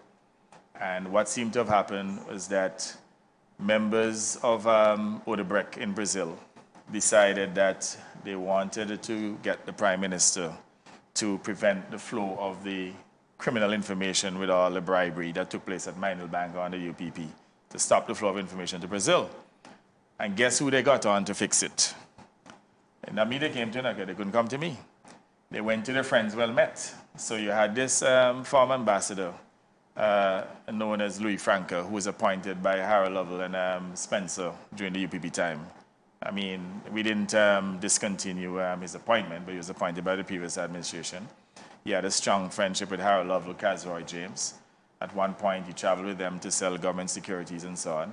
So when they wanted to get to me, they solicited the assistance of Harold Lovell, of Casroy James, and Louis Franca, and they arranged a meeting at the Biltmore Hotel in Miami. And by the way, you should have documentation to that effect. I sent it to you. So you can actually read that section of the... We've actually had it available in relation to our screen as well. Permanently, we also have to bear in mind that some of whatever matters under litigation, we will stay away from those matters because they're substitute to say. But this says, so Suarez, and this is from an article. So Suarez, who had a reputation in the office. By the way, they're quoting the court documents. Okay. This is what was said in court, and it was carried by Bloomberg. Okay. So Suarez, who had a reputation in the office as a man who did what it took to get the hard jobs done, went to Louis Franca, Antigua's honorary consul in Brazil. Franca had spent almost a decade overseeing Odebrecht's financial affairs on the island. Suarez asked him for help with a plan to persuade Antiguan Prime Minister Gaston Brown to block Brazil's request. To get things rolling, Franca invited a respected Antiguan lawyer and consultant he knew, Casroy James, to sit down in Miami for a talk. So the respected Antiguan lawyer is Harold Lovell. And I want to ask the people of Antigua and Barbuda, what's the probability of Gaston Brown doing a corrupt deal with the leader of the opposition, the then leader of the opposition? Huh? So, and if the leader of the opposition knew that I was involved in anything, you don't think you'd have made information available? What has actually emerged is that the then leader of the opposition, Harold Lovell, was on the Minel Bank Odebrecht payroll and was paid $4,500 US a month. Do we have evidence of this, Roman? I do. And that's what I'm saying, sir. I published it before. So I want to make it abundantly clear. I don't know these crooks. Not even Louis Franca, I know, even though he was an ambassador, I never met him. He had a relationship with Casroy James and Harold Lovell. And if anybody needs to account, it should be Harold Lovell and Casroy James as well as Louis Franca. Now, I want you to also read an article you have there, which is very important, because the head of ONDCP, Colonel Croft, another man of integrity, would have made it abundantly clear that at no point Gaston Brown or any member of my government approached him to stop the flow of information, and that ONDCP acted in accordance with the laws of Antigua and Barbuda and sent the information to Brazil. But what seemed to have happened, the crooks did not know that the information was already sent. So when they were hatching their plans, and again, I'm not accusing anybody of anything, I had to call it plans. It didn't include me. So I want to make it abundantly clear to the people of Antigua and Barbuda, when it comes to integrity, Gaston Brown can stand with any other leader anywhere in the world. And I have a policy, anything corrupt, I ain't touching it. So when you are on about Odebrecht, ask Harry Lovell. ONDCP works with Brazilian authorities influenced by no one, and this is from the Office of National Drug and Money Laundering Control. That's ONDCP. The director of the ONDCP, Lieutenant Colonel Edward Croft, has stated that neither, and this was from December 28, 2016, the director of the ONDCP, Lieutenant Colonel Edward Croft, has stated that neither he nor any member of the command of his organization received any instructions from any official with regards to delaying or not providing documents requested by Brazilian investigative authorities regarding the activities of Odebrecht and a bank in Antigua, i.e. Minel Bank. The ONDCP director's statement follows an allegation that a high-level government official had been requested by an intermediary to refrain from providing to international authorities various banking documents that would reveal illicit payments made by the Division of Structured Operations on behalf of a company called Odebrecht. All right, so there is. And I want to make one final point on that issue. At no point was I sued or interrogated over Odebrecht. My name only featured because they said that Harry Lovell, Kazroy James, and Louis Franca were to approach me to stop the flow of information. And as ONDCP would have indicated, the information was sent. And I want to make it abundantly clear that neither Kazroy, Louis, who I do not know, I never met up to this day, or Harry Lovell ever approached me about any such thing. And there's no way that he could have brought any such discussion to me without consequences. Before we go to a quick break, here you, Prime Minister. By the way, before I come to both of yourselves for your quick final comments before we take a break, there is the banking information that you have made available, Prime Minister, in relation to ECAB, and this is a loan of over $500,000. We'll put that up on the screen as well, and we'll bring it forward so our audience can see it. We were skittish about putting the Prime Minister's personal banking information. He indicated he has no problem. This is the loan from ECAB. Could you talk about this? And you know the thing about it, right, is that they have also sued ECAB as well. ECAB, well, not sued, but they've asked a disclosure as well. For ECAB, they've enjoined them in the disclosure. So this is just a fishing expedition, and I'm saving them some of the trouble. You know, I mean, again, I don't have to go this far, but I have nothing to hide. As I said, I don't have any real estate overseas, neither in Florida, nor in, or let's say in North America or Europe. My son has a property in Florida that he has owned for the last 10 years, a decade now. I've been there once, probably about 5 minutes when he showed it to me when he bought it then. I've never been back there, never slept there. So again, you know, I have nothing to disclose. I really have nothing to defend here, to be honest. You know, this is just total fiction, and it's a fantasy of the local, or let's say our political opponents here, who are literally now colluding with foreign entities to undermine our country. In fact, you know, the way I see it, you know, I mean, these guys are literally promoting sedition within the society, using misinformation to stir the emotions of our people and to create chaos and confusion. And again, what they're doing here against the state in terms of undermining the integrity of our country and potentially subjecting the country to, you know, knee-jerk reaction for de-risking and other consequences, I think it is just so unfortunate. I mean, we can't, as politicians, you know, want power to the extent that we're willing to burn the country to the ground to become kings and queens of the ashes. There has to be some, at least, restraint in terms of how we, you know, take action that could potentially undermine the state. It's one thing to try and undermine the Prime Minister, to defame the Prime Minister, but when it comes to hurting the country, I mean, I think that politicians ought to, you know, think a little more responsible and to understand that ultimately when you hurt the state, you're hurting innocent people. And you know, the interesting thing about it is that now they have colluded with the foreign entities to defame and to undermine. None of them taking responsibility. I mean, I know that if I was a member of the opposition and I unearth serious information about the Prime Minister that is involved in any corruption, I'll stand up and say, yes, I have the information and I'll take credit for it, but I'm neither taking credit nor responsibility. Okay, Prime Minister, we're going to a break now. 30 seconds for you, Darwin. You leave us at the end of this segment. Your take quickly on the declaration, because your name is also called in it.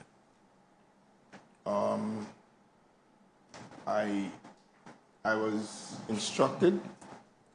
I acted. I acted properly. You often never get any very money. Transparently. You got any money? I got no money at all. Okay.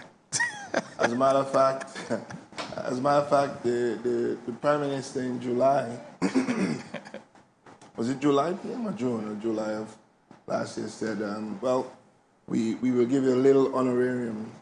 And not even that has materialized in any way. Yes, not an honorarium. No. But these are little, Even if you were paid an honorarium for going beyond the call of duty, it would have been from public resources, not from Alfa Nero. But I'm saying it's not even, that hasn't even happened. Exactly. So there is absolutely no way. And he did say it's a little thing, we don't have anything to do, just a little to show our gratitude for your hard work. That was it. And that never materialized. So I don't know what they're looking for. Okay, Darwin Telmack, thank you so much. Really appreciate it. You'll be replaced by Rasuna Davis-Crump, who is the Financial Secretary, who joins us at the end of this segment. Let's go to a break now. When we come back, much more on the Alfa Nero Files. Prime Minister Brown stays with us, as does Senior Counsel Anthony Astafan. We'll be joined by the Financial Secretary next, as we look at how the funds were used, the $40 million, and what's next going forward. Upcoming, stay with us.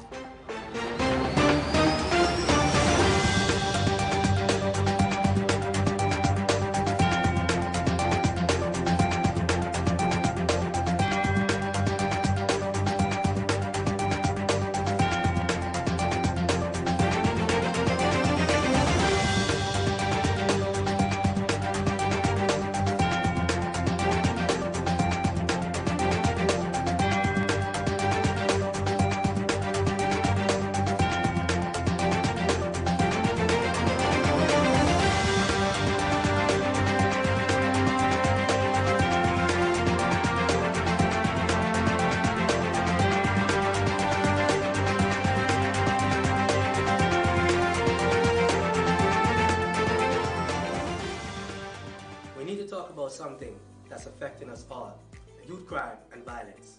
It is easy to feel helpless, like we can't change anything, but that's not true.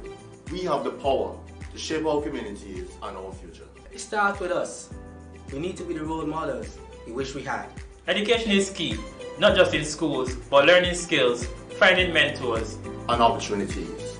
We need to create and seek out positive alternatives to crime. It's about choices. Every day, we can choose a different path. Supporting each other is crucial. We are stronger together. If you see a friend heading down the wrong path, speak up. It's not snitching, it's saving a life. Remember, our actions impact not just us, but our families, friends, and entire communities. We can break the cycle. It won't be easy, but it's worth it. Let's challenge the narrative. We're not just another statistic, we're change makers. Every small positive action counts. It all adds up. We are the present and the future. Let's make it a future we are proud of. Together, we can build safer and stronger communities. The change starts with us. Are you in?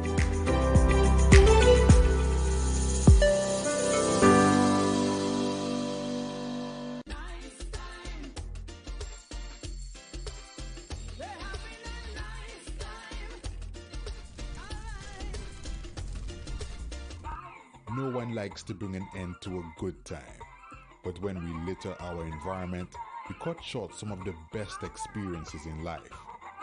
Let's keep the good times coming. Protect our future. Don't litter.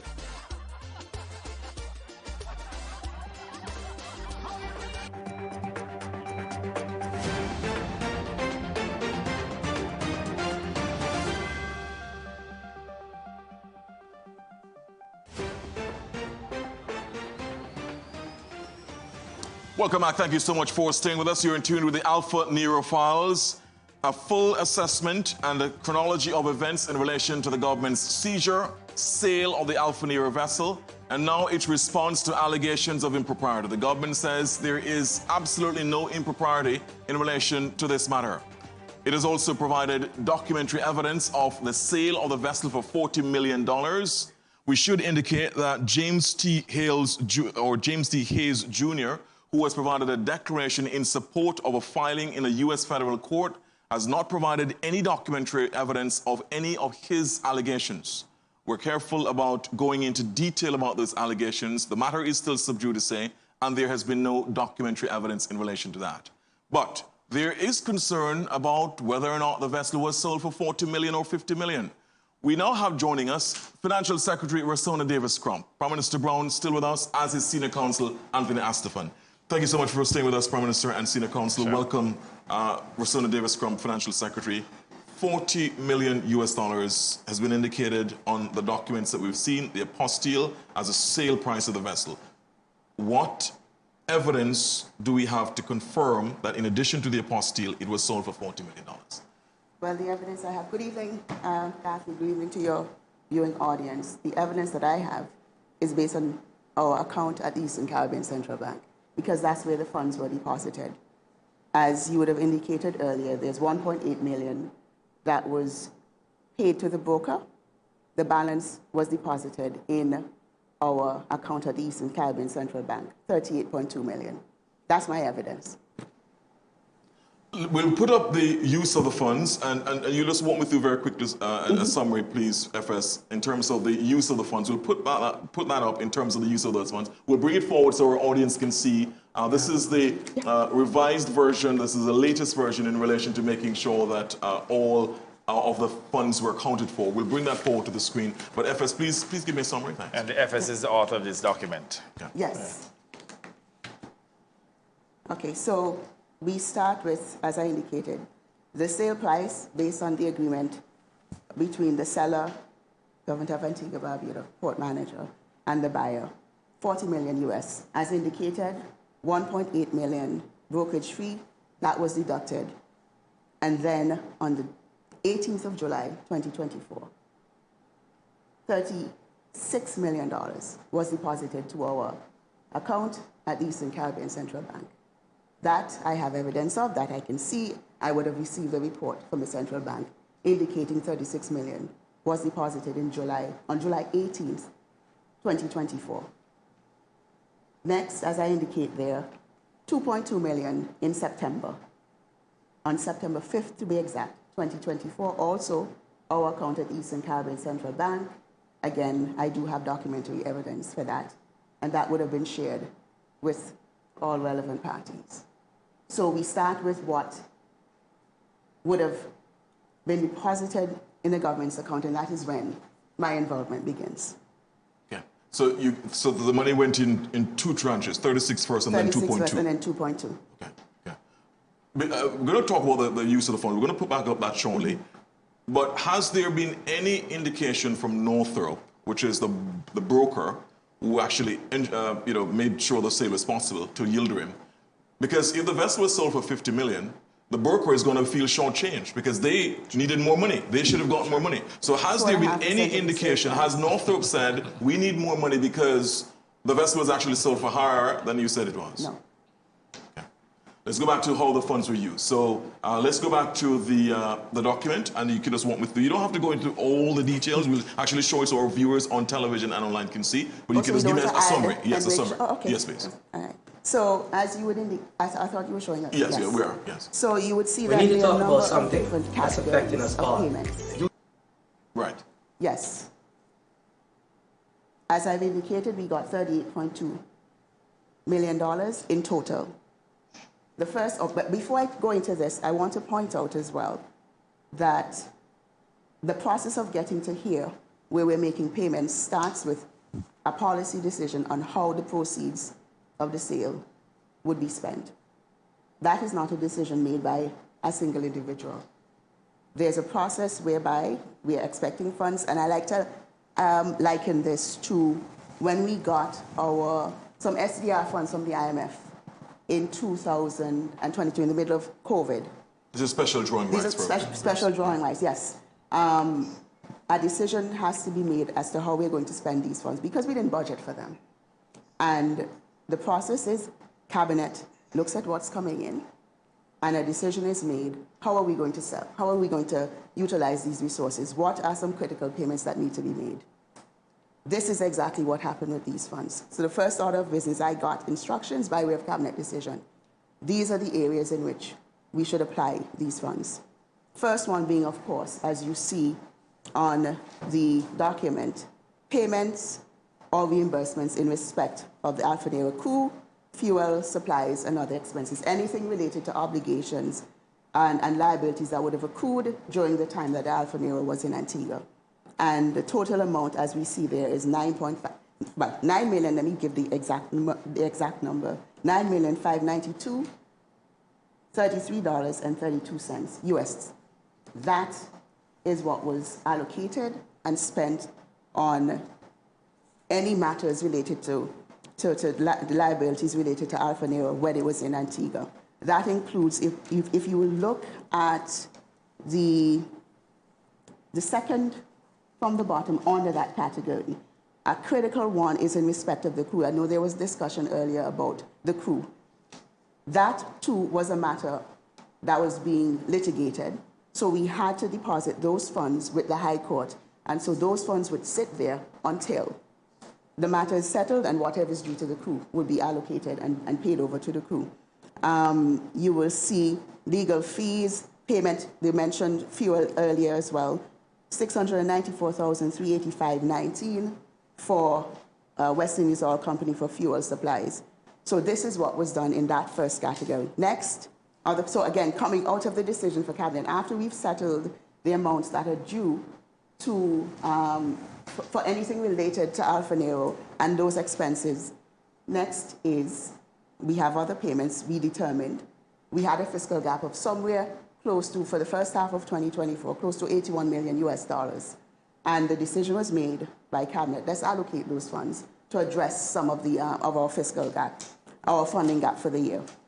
And that involved covering a number of debt payments. So again, we would see several debt payments in respect of ECCB, World Bank, Caribbean Development Bank, and that total was $29,510,094.29 US.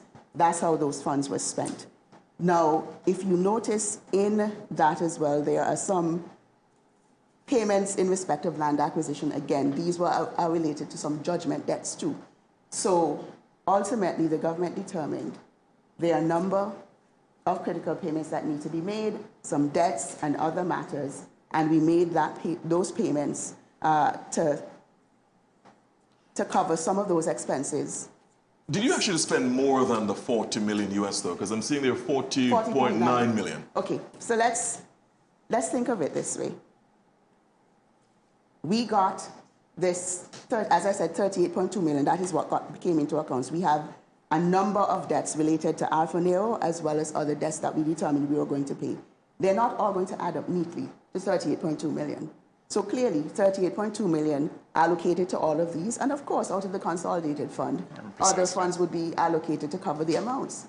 I don't know why that's so hard to understand. So 40.9 million was what, in terms of the total spend from this? When you look in addition to funds from the consolidated fund? Of course, yes. When you take into consideration the spend on the boat, $10 million US in 2 years, even if you divide it by 2, and you suggest $5 million US a year to maintain that boat, I want to ask the people of Antigua and Barbuda, if we had to hold that boat for a few more years and have to come with $5 million US a year, from whence will that money come? And even on top of that, the boat was not properly maintained and was depreciated in value. You can understand that if it held it for any long period, any protracted period, the boat will then become a liability to the state. So selling was the only viable option. We'll put back up the apostille, so that's the use of the funds, and so it was spread between paying for the vessel's upkeep while it was here in Antigua and Falmouth Harbor, and then of course the rest of it was for other expenses, including paying down on the debt. This is the apostille. We'll actually bring it forward and scroll down, because on this document, which has of course the apostille on it, it talks about the $40 million that was spent. Again, for our audience, that was actually paid for, the vessel was actually sold for that. For our audience, let's be absolutely clear. This is the only documentary evidence we have. Mr. Hayes, James T. Hayes Jr., who has made a declaration in a U.S. federal court, has provided no documentary evidence to support his claims.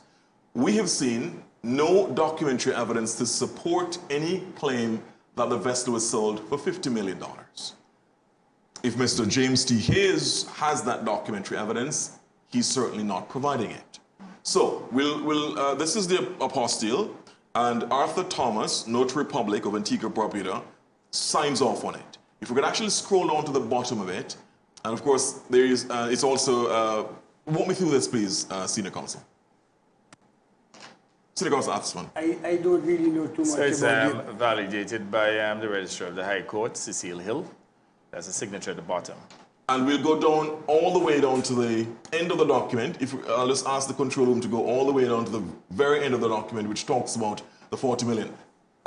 No, there was actually another. There's another document which we'll provide, which speaks to the 40 million as well. So there's a contract. What we have is that documentary evidence. We have had no other documentary evidence to support any claim that it was sold for $50 million.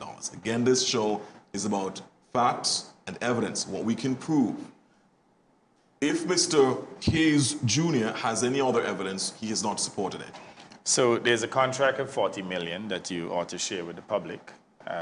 You know, whenever you enter into any such sale, there's a formal contract document. The contract document did not say 50, didn't say 40 plus 10, it's 40 million. Now, Mr. Hayes, the so-called private investigator, his assertions are not based on facts. They're what they call double and triple hearsay. So it's like Giselle Isaac told Harold and Harold told Jackie, and it just continues down the road, you know, hearsay, double and triple hearsay. No facts, not even a scintilla of evidence. Now, they make the claim that they are aware that they have evidence that the boat was sold for $50 million US. Well, present the evidence. I mean, if that is the case, why are they going on a fishing expedition? Clearly, it's not true. It's a fabrication, and it's really an abuse of the court process. And all this is literally designed to do is to embarrass, to defame. But at the end of the day, they probably don't recognize that you know, we're as transparent as they come. And that is why I'm certainly here to account to the people of Antigua and Barbuda and to reassure all Antiguans and Barbudans that you know, we acted with probity, and they can be assured too that Gaston Brown will never betray your trust. I will always make sure that I respect the trust and confidence that the people of Antigua and Barbuda have placed in me as their Prime Minister, and to ensure that public resources are utilized exclusively for the development of the people of Antigua and Barbuda. Thank you very much, Sir. Let me get from Senior Counsel Astafan. You've looked at the declaration that was filed by Mr. Hayes Jr. Generally, what's your take? Well, there are several allegations made. Well, I'll highlight some to show you how ridiculous the situation is. First of all, there is not one of the allegations made were made without a reliance on sources told me or opposition members of the party told me. Every single allegation is introduced I'm being told this by sources. Yes, continue, please. Go ahead? Yes. No, I'm just saying the integrity of the document starts by the fact that there's no statement of fact. There's no evidence of any fact. Quite apart from any documentary evidence, there's nothing. Everything is based on hearsay. What it is by members of the opposition party told him, what it is that sources told him, and so on. And a document like this would not survive in the courts of Antigua and Barbuda because sources are not identified, and there's no statement that I am informed and verily believed to be true that X is the case, supported by some documentary. It's like they went to a rum shop and listened to young fellas talking and put it down into writing. And I'll give you an example. They said that the Prime Minister has substantial holdings in WEOC. Really? WEOC shares for the last how many years have been traded on the stock exchange? Correct. Public company. That's one. The CIP, that the Prime Minister does not conduct due diligence on source of funds. That's the furthest thing from the truth. The CIP has one of the most stringent due diligence processes in the OECS. And I say so as a citizen of the OECS. And since the first signing of the 6 cardinal principles by the Department of Treasury and in the United States and the heads of government, more stringent procedures have been put in place. The other one is the Chofsky matter. The Prime Minister has been fighting tooth and nail to extradite Chofsky to revoke his citizenship. Tooth and nail. I'm on the case. I can tell you it's been going on for years. And this man is accusing the Prime Minister of taking money from Trotsky to protect him. Now, I don't know how schizophrenic we can get when I know for a fact that the Prime Minister has given instructions to, in compliance with the law, to revoke citizenship and to extradite. And how at the same time is he being given money to protect Trotsky? It's their own national housing. They said you own national housing, that you control the NAMCO. They don't realize you're the Minister of Finance. You have the authority to do that. But the worst one is with David Dorset. They put David Dorset in that report, my dear beloved friend and brother David, and accuses him of being the Prime Minister's lawyer. Nobody has done more cases for and or against the government than David Dorset. But the worst part about it is David Dorset was and is the lawyer for Yulia in the Antiguan proceedings. He started the matter with Hill and Hill. They brought in King's Counsel to lead him. He's the junior to King's Counsel. In all the applications, in all the trials, throughout the entire proceeding. And he drags David Dorset's name into it to try to create some kind of situation. I find it... And he said, I own Global Bank too. Yes. I mean, it doesn't stop, eh? It's madness. But the worst part, if you're going to make allegations like that, you must be man enough or woman enough to state the facts upon which you rely. It cannot be, I relied on... Let me give you an example. Yes, sir. Let me give you an example. Brown's heightened interest in the potential sale in the context of politicians from the opposition political party, United Workers' Party. The Prime Minister is having a heightened interest in the vessel because it poses a threat to the harbor and to the economic situation in the harbor, not because of anything the opposition said. And he said United Workers' Party, the United Progressive Party. And then in paragraph 27, they speak of getting information from the opposition again. So it does quote, and for viewers who have not seen this document, it does quote the leader of the opposition, Jamal Pringley, does quote him in that document. Yeah, and it's sources from Antigua. Somebody says, with a degree of certainty, Prime Minister has substantial shareholding in New York. Well, where is that? Where are the shares? Why is it not on the stock market? It's not. Because he does not own shares in New York or substantial holding of shares in New York. Not a single share. Well, not a single share. This is a sickening document crafted to attack and destroy the reputation of the Prime Minister, whose government made a decision to protect the integrity and the environment and the economy at Falmouth Harbor, to do, with the consent of the Americans, to do what is right to protect the public interest in Antigua and Barbuda. No, I'm not prejudging what the judge is going to say. The judge has to make his decision based on the facts and the law. But I'm responding to this document. And I find it a little difficult to swallow that when you travel through the Caribbean countries, whether it's Dominica, Antigua, and other countries, St. Lucia, you find members of the opposition willing to collaborate with external forces with the singular purpose of seeking to get some kind of political advantage from it. Let me ask you, Senior Counsel, because the government has retained counsel in the United States, the indication from the government is that this is not, this is to ensure that it has an opportunity to respond if needs be. Will the counsel in the U.S., would you recommend that they seek that the court strike out that document, given that it doesn't have any sort of document? Well, I spoke to Paul, the Prime Minister knows that I speak to him regularly, and I saw the motion, and I commented on the motion that they're going to file in the United States. Tomorrow. Tomorrow, Friday, I'm sorry, PM. And they actually described this document and this application as an act of extortion. A destructive act of extortion that had nothing to do with any judicial proceedings or any proceedings whatsoever. Who was described as that? The American lawyers who drafted the motion to be filed tomorrow. The lawyers representing the government. Correct. Right. Yeah, and it's important the public... Act of extortion. And it's important the public hear that, the other side of the story, that American lawyers who are expert in this particular field have come to the conclusion that this is an act of extortion against the Prime Minister and a calculated attempt to destroy him and the reputation of the country and I'm putting in my interpretation, out of mere vengeance. So, Tony, up to today, I had one of the agents call me from the U.S. asking if I would like to sit down and settle. I said, no such discussion. I'm wasting my time with your all fabrications. So, knock yourselves out if you want to believe it, and if you all think you're getting 1 red cent, because this is part of the strategy, apparently, to throw as much mud as possible and then try and extort. In fact, there's a particular one there by the name of DeLuca. I mean, he has been attacking me publicly. I've never seen an attorney behave in such an unprofessional way. And he's one of the persons that I'm going to sue. In fact, it seems as though, too, that he feels as though that if he can shame me with all of his fabrications, that maybe he probably believes I have 700 million for real, so I'll probably come and say, take 20.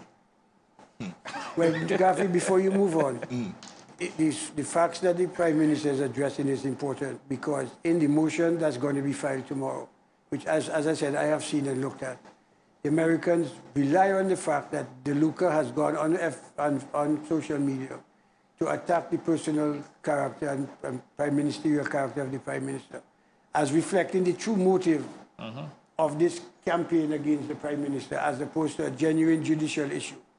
And they're right. They're absolutely right. And you know, one of the things he said too, that Antigua's going to lose entry into the United States because of this issue. So you can see, again, he's not only trying to hurt the Prime Minister, you know, not only trying to hurt me, he's also trying to hurt the government and people of Antigua and Barbuda. Before I come to, thanks, Prime Minister, before I come back to Financial Secretary Rosona Davis-Crump, Senior Counsel, in your extensive experience, have you seen any document like this that does not quote any person specifically? It just said we spoke to sources. It provides no evidence. Have you ever seen that in your practice? No, the answer is no. And the worst part about it is the so-called sources are giving information to him that conflicts with the facts that are concretely established in this country. I know who the shareholders of Wigop is. All I have to do is check the financial statements. The Financial Secretary did an affidavit for us with the West Indies oil matter about the financial statements of statutory boards, and in particular NAMCO. There are no shares there belonging to the Prime Minister. This thing about Chofsky, I mean, just let the public get into their minds. The Prime Minister is fighting to extradite a fugitive back to India. And this man writes that this investigator is being told by sources in Antigua and Barbuda that the Prime Minister is being paid to protect Chofsky. And I know for a fact that the Prime Minister has told me the quicker I can get him out of here, the better. But we've been slowed down in the legislation. In fact, Chofsky joined me in one of his litigations, going after me. That so, Counsel, Senior Counsel. I didn't hear what you said, Pierre. Chofsky tried to join me in one of his litigations. Yes. He's trying to sue you, and the document is saying that you're trying in relation to the revocation of the passport. Okay. I have to get to Financial Secretary, but let's go back to, for those members of our audience who are just joining us, let's go back to what Mr. Hayes, who describes himself as an investigator, James T. Hayes Jr., who has made a declaration in support of the request for filing or request for disclosure by Yulia Gureva-Motlakov. We'll put back those graphics in terms of what he said as the preamble to his declaration.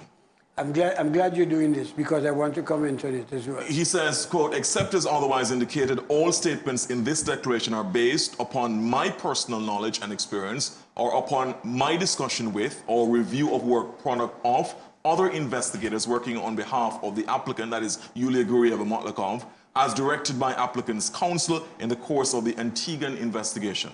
He also says, quote, unless otherwise publicly disclosed, this declaration does not reveal the identities of sources who have spoken to applicants' investigators, end quote. He also says, insofar as they are within my knowledge, the facts and matters set forth herein are, to the best of my own knowledge and belief, true, end quote. So that's what Mr. Hayes, who is the author of the declaration, has indicated. We have seen no evidence that he's provided.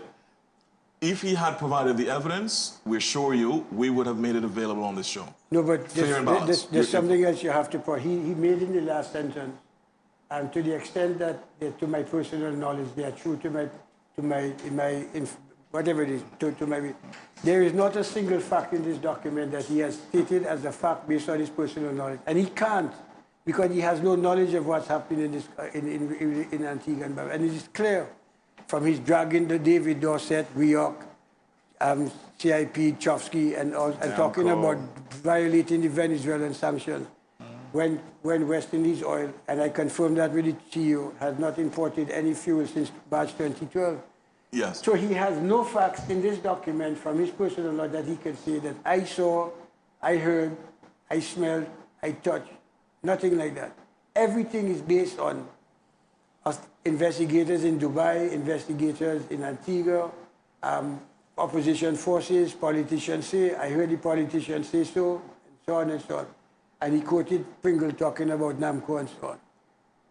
And I think it's a sorry day, it's a sorry time. These are sorry times when opposition forces would collaborate with that sort of thing. When they must know, they have to know the struggles we've had with Chofsky. You know, Tony, I see that as a form of treason, yeah? I spoke about sedition earlier, in which they're trying to plunge the country into chaos and confusion, feeding our people a lot of misinformation, making up stories about our government plundering public resources, which is not true. But when you can go as far as joining foreign forces in order to undermine the country, I see that as an act of treason. Okay. Financial Secretary, coming back to you as a promised, the document that you've prepared, and again, let's reiterate for the audience, this is a document you provided, you created in relation to the receipt of the funds and how the funds were spent. Yes. Are you saying to absolutely lucidly clear that you have, if needs be, the ECCB, the central bank, can provide documentary evidence of all that you're saying here? Yes. As it relates to the receipt of the funds, without question, there is confirmation of receipt. There's information that we would get from central bank to show when our account is credited. And the amounts that are indicated in the document would be there in that evidence. As it relates to payments, now, again, this is information that has been provided. For every single transaction that's listed here, there's a receipt, there's a payment instruction, there's whatever would be required when you make a payment according to government's record-keeping requirements. That is there. And it would name who would have received the funds, how much, and when. Was this a special fund that this was put into, or was it put into a fund with other funds? It was placed into our general, what's called our call account at the Eastern Caribbean Central Bank. So whenever we are receiving payments, whether we're getting a loan payment, for instance, from CDB, or from Abu Dhabi, wherever we're receiving funds from, for the most part, we would have those funds deposited in our call account. Sometimes it would come to our accounts in Antigua, but generally for these payments, we would have them deposited to our call account. And then the account in general makes payments based on instruction from that account. If these funds were to be cleared or checked by the U.S. authorities, the ECCB would be able to also provide them with all the information you're saying here? Certainly, yes, yes. Now, let me make another point here. I'm a politically exposed person. So is my wife and my son. Where would we be able to bank $10 million? Which bank anywhere on the planet will accept $10 million directly or indirectly from me or any agent? I mean, recognizing too, it's from the sale of a sanctioned vessel. First of all, I can give an example. When Mr. Halley had first shown an interest in that Alfa Nero, even before we went to the bid, Mr. Halley sent $10 million to try and jump ahead of the others, and the funds were seized. So if 10 million, one is not true, but I'm just asking, which bank would have accepted this 10 million? How do you hide $10 million? And if the contract states 40 million, what will be the motivation to somebody to pay 10 million excess of the contract amount? It just doesn't make any sense. It just doesn't add up. And again, as I said, this additional 10 million came about because we provided irrefutable evidence to include all the supporting transfers, confirming that 40 million was received, how the $40 million was spent, and then this changed the stories because the original story was that 10 of the 40 million could not be accounted for. So again, it's a total fabrication. Back to Financial Secretary, coming back to you, Cedar Council, Financial Secretary, in relation to the involvement of correspondent banks, and for example, the overseas clearinghouses, they would also have to get involved in this, correct? Certainly. I think what I would say is this. Again, documentation provided would show the correspondent bank or the bank to which funds would get to the ECCB is the Federal Reserve Bank in New York. And again, the documentation shows that. If there was any challenge, given that this was a sanctioned vessel and it had to be cleared by the Office of Foreign Assets Control in the Treasury Department, OFAC, if there was any challenge with the funds or any discrepancy, would there have been who would have raised the red flag? Would it have been the Federal Reserve Bank? Clearly. Absolutely. And most importantly, it would not have gotten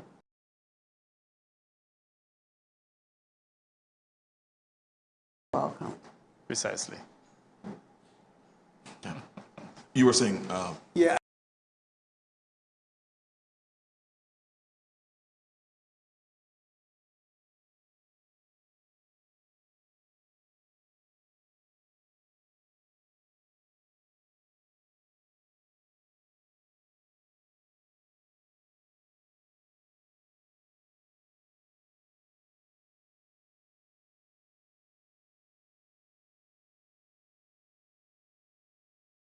Now the opposition have no standing or no authority to conduct any form of inquiry, but it goes on specifically, according to sources that spoke with applicants, investigators, members of Bronx Inner Circle offered portions of sale proceeds for spending in the opposition constituencies in return for halting further inquiry into the circumstances of the sale and possible commission. Who in their right mind could read something over a right You know, I personally heard Digital Isaac. Someone sent me a tape of Digital Isaac saying on Crusader Radio, whatever the name is, that one morning she got up at 5:30, 6 a.m., still in a nightie, and somebody from the Labour Party, or from the cabinet for that matter, called her to ask her how much money need to be spent in the respective constituencies. Again, a total fabrication. So when we pointed out members of the opposition colluding with these foreign entities to defame and to undermine the country, this is factual. We're not speculating whether or not Digital Isaac and Pringle and so on are involved. We know that to be factual because, again, that very statement, Senior Counsel, that is documented there, Digital Isaac has actually stated it. They're the same thing, yeah. Okay. Thanks, Prime Minister. Thanks, Senior Counsel, and thanks, Financial Secretary. Let's go to the telephones now, 462-2996, 462-2996. We're also able to get your comment, your questions on Facebook as well. Of course, as we said, there might be the temptation to be adversarial, to be wisecracking, to try to get the comment with the most likes. That's not this kind of show. This show is about facts, evidence, cerebral analysis, not sensationalist hype or gossip. This is not this show. If you want that, you might try radio tomorrow, not this show. So, 462-2996, if you have a question, please keep it brief, concise. Anything that we have not touched, anything that you want clarity on, Prime Minister, Financial Secretary, and Senior Counsel Anthony Astafan are here. We also have, so that's 462-2996. We also have our Facebook page as well that you can ask your question there. Please, again, keep it concise, keep it brief. We'll have it answered. We're adding light, not heat to this discussion. It's not one of those programs that you can come and say what you like without any evidence. Please, be guided. All right, so we're going to be getting to the phone lines in a short while. Senior Counsel, in relation to, is there any sort of, as we get our first call coming in, is there any indication that anybody, whether it's Yulia Guriev-Motlakov or her father, Andrei Grigorovich Guriev, have any documentary evidence of anything supporting their view? Not at all, and it's not the first time this has happened, you know. Could I ask you to hold the point, please? Let's go to the telephone lines first. Good night, caller. Thank you so much for joining us on Alfa Nero Files. Please go ahead. Good evening, Mrs. Stafford. Good evening to you. Senior Counsel, Mrs. Crump, and Prime Minister. What is the reason that Alfa Nero was in St. Martin? It was sanctioned and he came here to the flag. Why, and came in our waters? Why? For what reason? Okay, thank you so much. Mr. Telemark was there, but he went away. I think he would be the best one to answer that. Okay, thank you so much for the call. Thank you so much for the question. Senior Counsel, you want to take that? Well, Mr. Telemark explained it before he came off the set. He was saying because of the European sanctions imposed on the Russian oligarch family, they came to what they thought was a non-European safe haven, so to speak.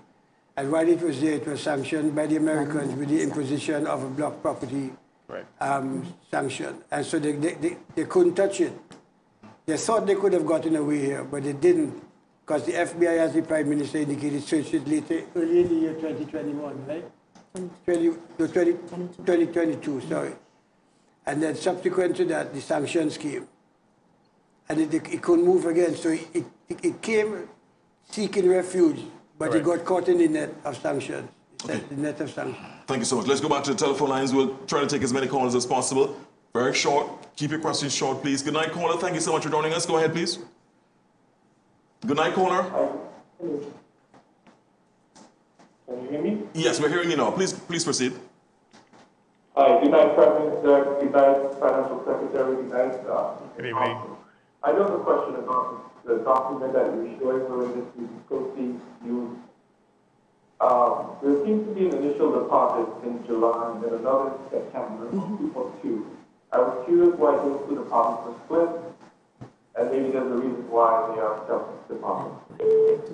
Thank you so much for the call. Really appreciate it, Financial Secretary. Why they were split? I believe that might have been a result of the agreement between the broker and the... Well, a deposit was made initially, and what the broker did, the broker took out the full amount of their commission from the initial deposit. I think it was at 4 million, and they took out the 1.8. So that 2.2 was from the initial 10% that was paid down. And then they made whole the balance of 36 million. Okay, thank you, caller. Let's go back to the telephone lines. Good night, caller. Thank you so much for joining us. Your question, please.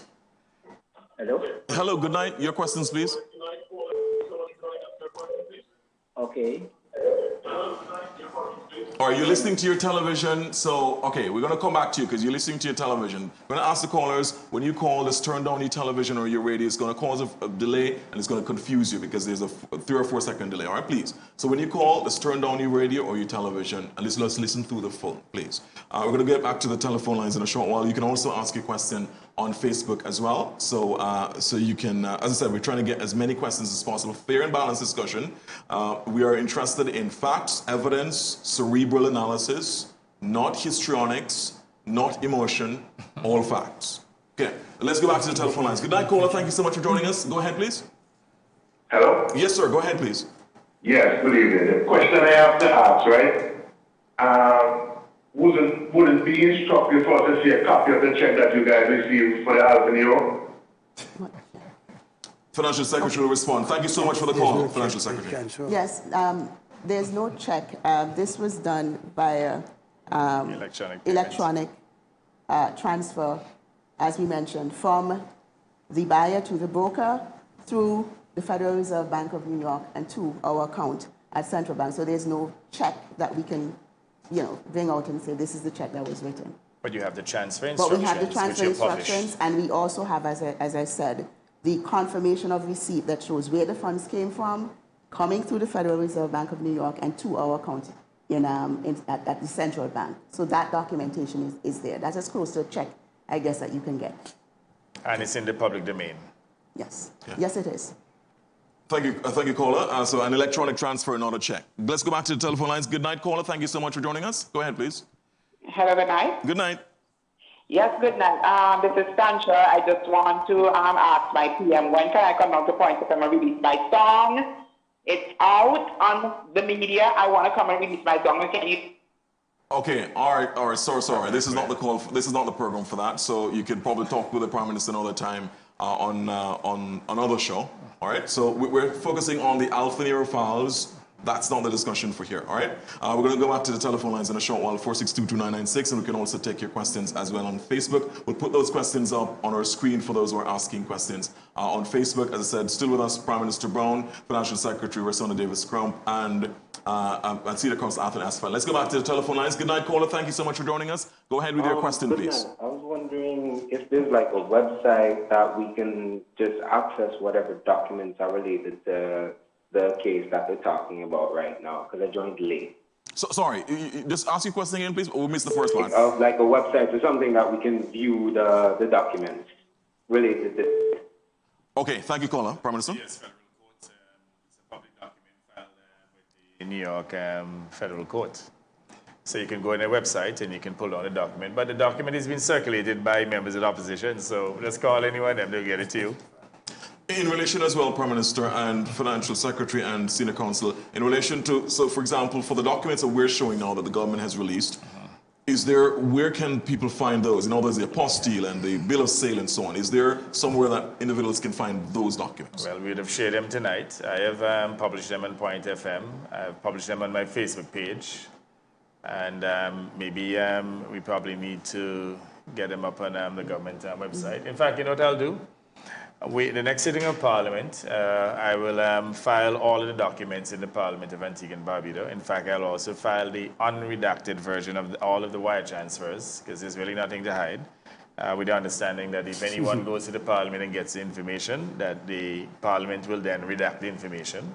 But for the sake of transparency, we will file the unredacted version of those transfers. So there'll be further discussion in Parliament on that issue, and we will certainly file the documents within the Parliament of Antigua and Barbuda, which will be available for public discussions. Not only that, individuals who would like to have the information can also write on the Freedom of Information Act to get all of the supporting documents. And this is not classified information. We'll make the information available. Another thing that we will do after this request for disclosure is dismissed, we will also file publicly our intervention that we would have made.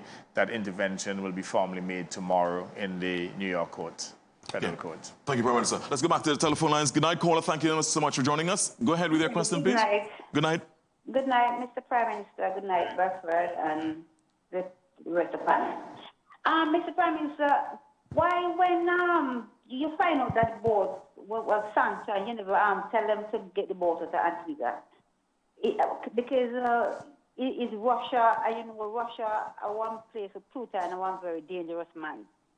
So, you know, want to hold on for nothing for Putin and get mixed up with Russia. I don't know if you were listening to the program earlier. We would have indicated the risk of having the boat here, the cost, $5 million a year, and potentially that boat, if it had stayed here for a few more years, it would end up being a net liability to the government and people of Antigua and Barbuda. We spoke about the possibility of the boat sinking within the Falmouth Harbour Marina, creating significant problems, not only the cost of removing it, but also the literal closure of the most lucrative yachting area on the island.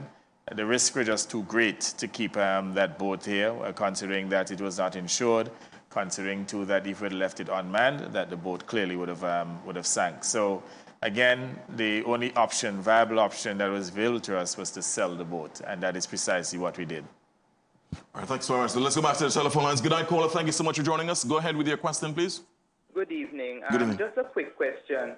I understand there were two other boats in addition to Alfa Nero that were here during the period. What was the difference in the fact that the other two were allowed to leave if they were also under sanction and one was kept? What's the difference between I am not aware that there were any sanctioned boats. The only sanctioned boat I'm aware of is Alfa Nero. That's my understanding. Caller, do you know what evidence do you have that there were two other boats now that they were sanctioned? Oh, I think we lost the caller. All right. Again, I want to make it abundantly clear that it was never brought to my attention and certainly to the cabinet that there were any other sanctioned boats in Antigua. The only one that was brought to our attention was Alfa Nero. If that person can tell us where this boat was docked, and unless there were sanctioned boats and they slipped through the notice of U.S. authorities, European authorities, but we're not aware of that. All right. Thanks for joining us. And of course, we still have Darwin Telemark in the studio. He's not on our set, but in the studio. If needs be, we can also get him to respond to your question as well a bit later on. Of course, we're not. This is about absolute fair and balanced discussions. We are making sure that if you have a question, if you have a concern, if you're not clear on something, we're trying to get all of that information for you. All right. But let me make another point here. If indeed that there were 2 other boats that were sanctioned, and the individuals, the owners got them out, then perhaps the Alfa Nero owners should have done the same thing. Let's go back to the telephone lines. Good night, caller. Thank you so much for joining us. Go ahead with your question, please. Yeah. Good evening. Good night. Yeah. Well, if America sanctioned the boat, why y'all didn't send the boat to Virgin Island or Puerto Rico and keep Antigua out of this? Thank you, caller. Really appreciate it. Again, Mr. Telemark would have indicated that we had no possibility of moving that boat. It was a sanctioned boat. And when the sanction was actually removed, it was not to sail it to any U.S. port, it was to sell it. Those are the negotiations that took place with the Antiguan government and the U.S. government. All right, caller, thank you so much for that. We're keeping those questions short. We're keeping the answers short as well, making sure that you can get in as many as possible. Let's go back to the telephone lines, 4622996. Good night, caller. Go ahead with your question, please. Hello, good night. I have one question to the PM. Since you were not the one who directly dealt with the negotiations, is it at all possible that Mr. Telemark would have had some sort of underhand dealings that you are not aware about? And my second part is, could we have... She has a second question. Go ahead with the second part of your question, please. Oh, okay, all right. No, I think that's a very unfortunate piece of speculation there. And I believe that I can vouch for the integrity of Darwin Telemark. And again, how would Darwin Telemark move $10 million US to put in which bank? Where? In Mars? On Mars? To be clear, there's been any such indication, not one scintilla of evidence, that there was any impropriety on the part of Mr. Telemark. I'll make the point here too that Mr. Telemark would have brought Mr. Yildirim to me as well. He would have addressed the cabinet on the issue. As I said, Mr. Yildirim started at $25 million US until he got up to 40, and Mr. Telemark had kept myself and the entire cabinet informed. So he did not make the decision on his own.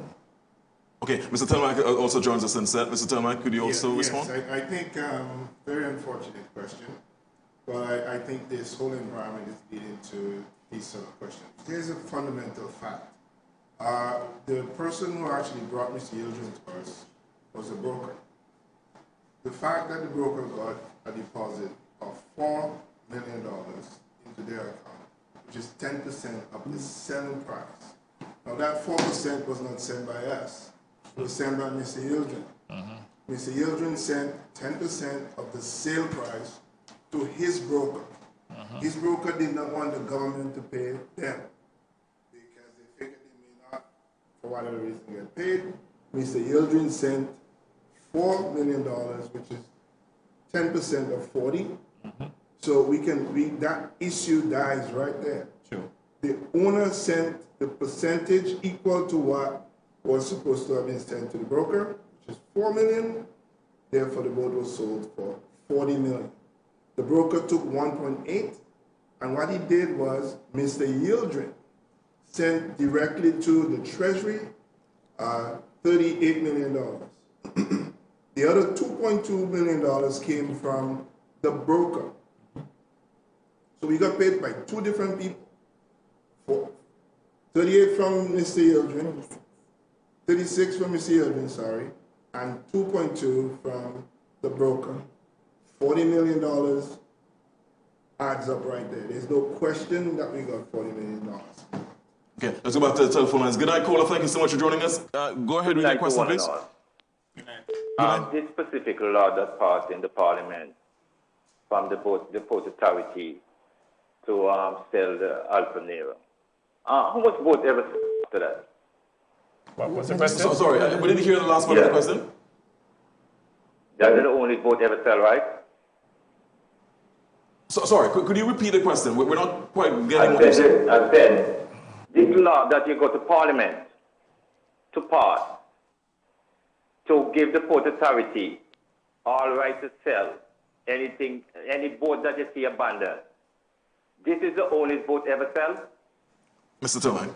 Thank you, Colin. Appreciate it. Caller, this was since the amendment of the Port Act, which was 38A was passed, we've sold the Alfa Nero. Within about 2 or 3 weeks, there's another vessel that we have, that the police have actually held on to with the Coast Guard, and we're going to be putting out the notices to the owners in accordance with 38A, 10 days notice like we did on the Alfa Nero, and that will be auctioned as well. So the law is being applied as we find, generally, as we find the opportunities to implement that law. But Mr. Garfield, yes, please. I don't know what point you would like me to make. This. The caller, the female caller who spoke about Mr. Telemark, epitomizes the grave danger to our democracies of misinformation. I just need a couple of minutes to probably don't have too long, but if well, you can speak as short as a possible. couple seconds. The United Progressive Party spent 10 years from 2004 to 2014, millions of dollars worth of investigative fees to send to jail former ministers of the Labour Party's government. 10 years, nothing happened. We're seeing the same thing taking place again, misinformation. Misinformation is the greatest threat to our democracy that we have. As we saw it almost in the last election, when the government almost lost the government because they believed this Prime Minister had $4 billion in his cellar at his home. Billion. Billion, I meant, sorry, 4 billion. Plus, they said FBI wanted me as wanted by FBI. And you will be shocked, like this young lady who just called, how many people actually believe that without conceptualizing what $4 billion would look at. Okay, let's go back to the telephone lines. Thank you so much, Senior Counsel. Good night, caller. Thank you so much for joining us. Go ahead with your question, please. Hi, good night. Good night. Mr. Prime Minister, what am I saying, right? When you find out that boat and the sanction, why you never just send it to St. Croix or send it to St. Thomas instead of... Caller, we answered it. Yes, that question was asked and answered. Thank you, caller. Really appreciate that. Question was asked and answered. All right. So again, making sure that we're able to get as many questions as possible and keeping them short, keeping the questions short and the responses short. Again, this program is about fact, evidence, cerebral analysis, not emotion. We're adding light, not heat. So if you have a genuine question, without innuendos, without any sort of speculation, please, this is the program for it. If you want to engage in histrionics, tomorrow on radio might be that program for it. Okay, we're going to go back to the telephone lines in a short while. Good night, caller. Thank you so much for joining us. Go ahead with your question, please. Caller? Okay, all right, we're going to get that caller back in shortly. Yes, caller, go ahead, please. Good night. Hello. Good night. Good night. Mr. Telemark, this morning I heard Isaac saying that you called one morning after 7 and asked you about if the candidates for the UPP would like to get help in their constituencies. You could help them disperse some of the money of Alfa Nero. Did you ever call Ms. Isaac about anything like that? I don't ever remember calling Ms. Isaac about anything like that. I can tell you that I met the day after we sold the vessel. I did meet Mr. Pringle, I think, and Mr. Bowens. I mean, jokingly, I said to them that, hey, we sold the boat. I mean, we're all happy we sold the boat. And I did say to them, well, maybe you should see if you can get some of them funds to help with what you're doing. That was a pretty jokey statement. Nothing. You're saying it in jest. Well, that's unfortunate, using it against you. Yeah, I mean, even though you had no such authority determining how resources are allocated, exactly. So you may want to be careful in the future, especially when you're dealing with evil people. All right, we're going to get to another phone call. Thank you so much, Mr. Telemac, for that. Good night, caller. Thank you so much for joining us. Go ahead with your question, please. Yeah, good night to the panel. Good night. And you to the host, you're my legend, Sorry? You're my legend. To the world boss. Okay. But it's only a foolish dog barks at the flying outside. Outside. You have a question, caller? Oh, I think he just we just went outside without a question. Tell me, like, you sure you didn't call Giselle at 5 a.m. in the morning? Well, I don't even know how to call Giselle. All right. That's why this program is about absolutely keeping it real and making sure that we have all the information available. We did promise you a fair and balanced discussion. We did promise you that we'll keep to the facts, we'll keep to the evidence. We only speak about what we know, not what we are speculating or what other people are speculating. Good night, caller. Thank you so much for joining us. Go ahead with your question, please. Hello, good night. Thank you. Good night to the PM and to the panel. Good night. Question that I have, was there, at the time of the sanctioning from the U.S. government of the Russian boat, was there another alternative? I know there was a question posed, but was there another alternative other than the Antiguan government seizing that boat? Was there any thoughts, consideration from the government other than seizing the boat? Was it possible that the U.S. Government could have come and taken the expenses of having the boat removed from our port? Because I know the Prime Minister made mention that it would have cost us to have the boat moved. But the U.S. government, being that they sanctioned the boat, couldn't they have taken that onus of removing the boat and selling it to whatever other islands that they see in? Thank you. Thank you, they would have no such jurisdiction. In fact, boats have been seized all over the world, and what would have happened is that the host country would have covered the costs. I believe we're the only small island state that would have ended up in a situation in which we had a super yacht that was sanctioned. And as I said, it was beyond our means to pay $5 million or more yearly. And you see, in the United States, for example, they have seized a number of them. And my understanding is that it's costing tens of millions of dollars annually. They can afford those payments, but they would not have the type of jurisdiction to, let's say, dictate that the yacht be sent to them. And I don't know if they would want the liability either. And it is because they understood, by the way, we had to make the case to get the sanctions lifted so we could sell the boat. We would have explained to them the potential environmental problems, economic problems, and the costs. We would have indicated to them that there's no way that this small state could accommodate a sanctioned vessel that you could not move, a vessel that was uninsured, a vessel that was not flagged, and that there was a need for us to acquire the vessel so that we could sell it and certainly to resolve what would have been a fundamental liability for the government and people of Antigua and Barbuda. And the problem we could have had down the road too, if it is that the vessel had stayed here for 5, 6, 7 years, because 4 years later, the sanctions are still on. And then the boat deteriorated. Maybe if it sank, they probably sue the government for contributory negligence. We may not have ended there. Even this idea that the money should have been sent to Ukraine, that is just such a foolish idea. Because let's say, for example, we were to lose the litigation and we had to pay back the money. When you don't send it to Ukraine, where are you going to get the money to pay it from? Paid back. At least we can say that we have used the proceeds to pay down debt. So if you had to pay back the net $30 million or $29 million that we got, we would not have lost anything. You understand? So I think that we have taken a sensible decision to secure the public interest and to guard against those potentialities of the boat becoming a fundamental liability for the government and people of Antigua and Barbuda. And again, as I said, it was the best option. And of all the discussions that I've heard for the last maybe year or more, no one has come up with any proposal or any decision that would have been superior to the one that we took. Sure. The boat came here, and the boat was abandoned. The boat was sanctioned, and it was delisted, it was deregistered, and uninsured. So moving it became impossible. Right. The crew was on board, and the crew said, we're about to leave because we have no more food, no more money. So they were keeping it alive, and they were about to leave, and it was going to die. The decision was made by the government to reduce the risk by getting rid of the vessel. At that point, the vessel was still blocked. So still a blocked asset, which means that the provisions that within 38A did not guarantee that we were going to get the funds, when we began the process of trying to move it from the harbor, it was going to go to a U.S. account, blocked account. Correct.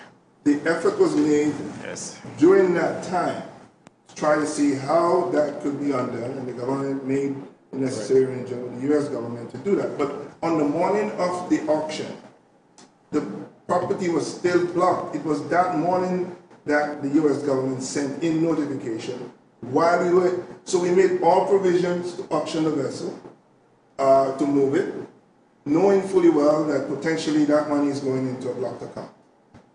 And it was only during that period that the notification came from surrounders to us that says, okay, the U.S. government says that the Antigua government can hold on to it. Precisely. Okay, we're pretty much out of time. Prime Minister, FNS, Senior Counsel, Port Manager, but I literally can give you 30 seconds apiece for your final comments, starting with the Prime Minister.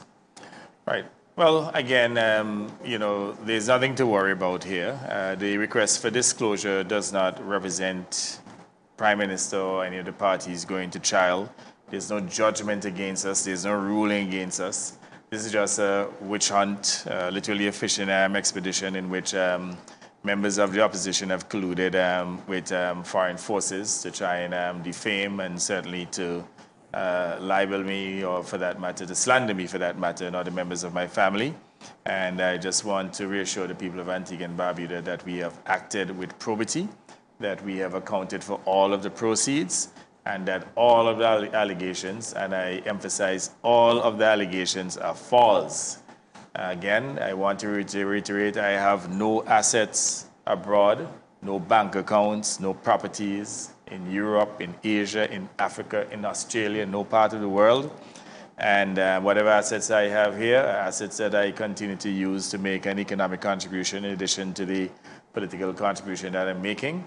And I'm as transparent as they come. And again, I do not indulge in illegal activities.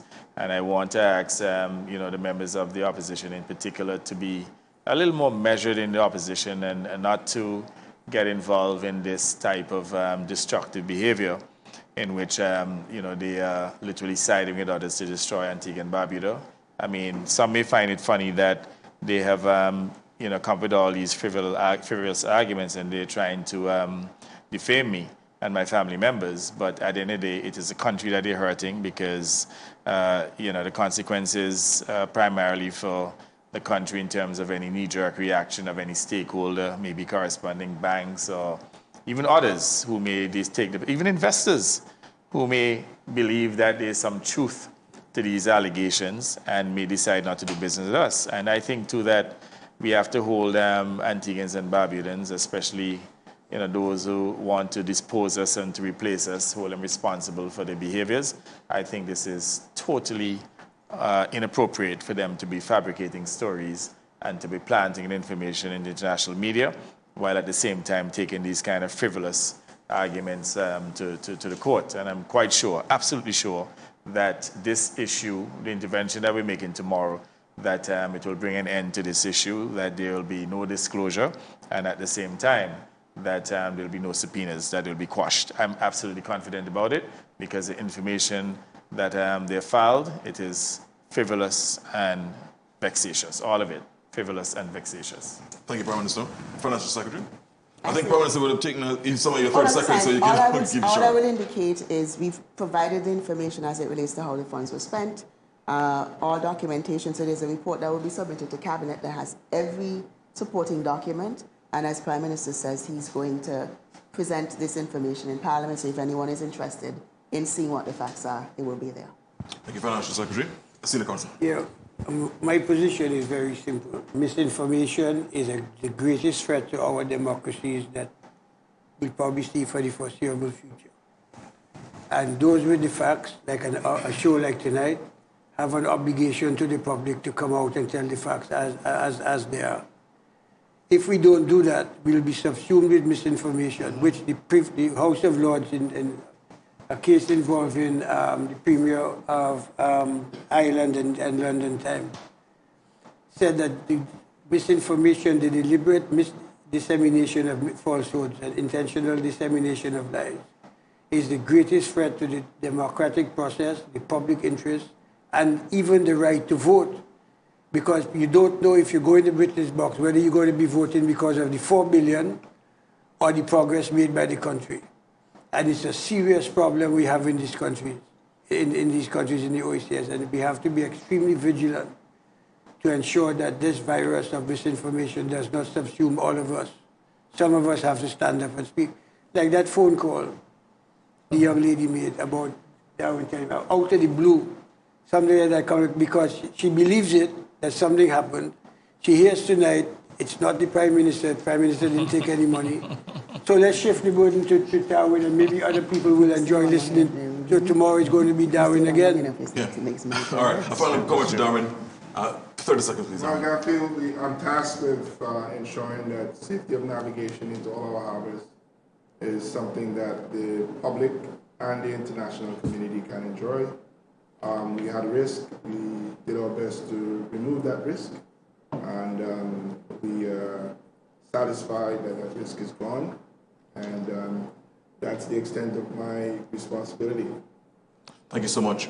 Prime Minister Honorable Gaston Brown, Finance Minister, thank you so much. Financial Secretary, Rosanna Davis-Crump, thank you so much. Senior Counsel Anthony Astaphan, appreciate it. And Port Manager Darwin Telemack, all of you have been fantastic being with us on our show for 2 hours. This has been a special edition of ABS Presents the Alfa Nero Files. So we're interested in provable details, not salacious pontification. This is what separates journalism from gossip. And we invite you that inasmuch as we were able to give light and not heat to this discussion, focusing on facts, what we know, what we can prove, we ask you to do the same. Let's try to ensure that there is a greater level of debate and discourse in the society. That when you hear something, ask, where did it come from? Who are the sources of this information? Let's try to have that level of discussion, cerebral analysis, evidence-based information and analysis. Let's focus on that. And of course, if that is the way that we are being a marionette, let's be a marionette of the facts and evidence. Perhaps for some radio commentators, you should also try to emulate that. Good night. Thank you so much for joining us. I'm Garfield Burford on behalf of the entire team. Good night from the Alfa Nero Files and from ABS TV Presents. Bye-bye.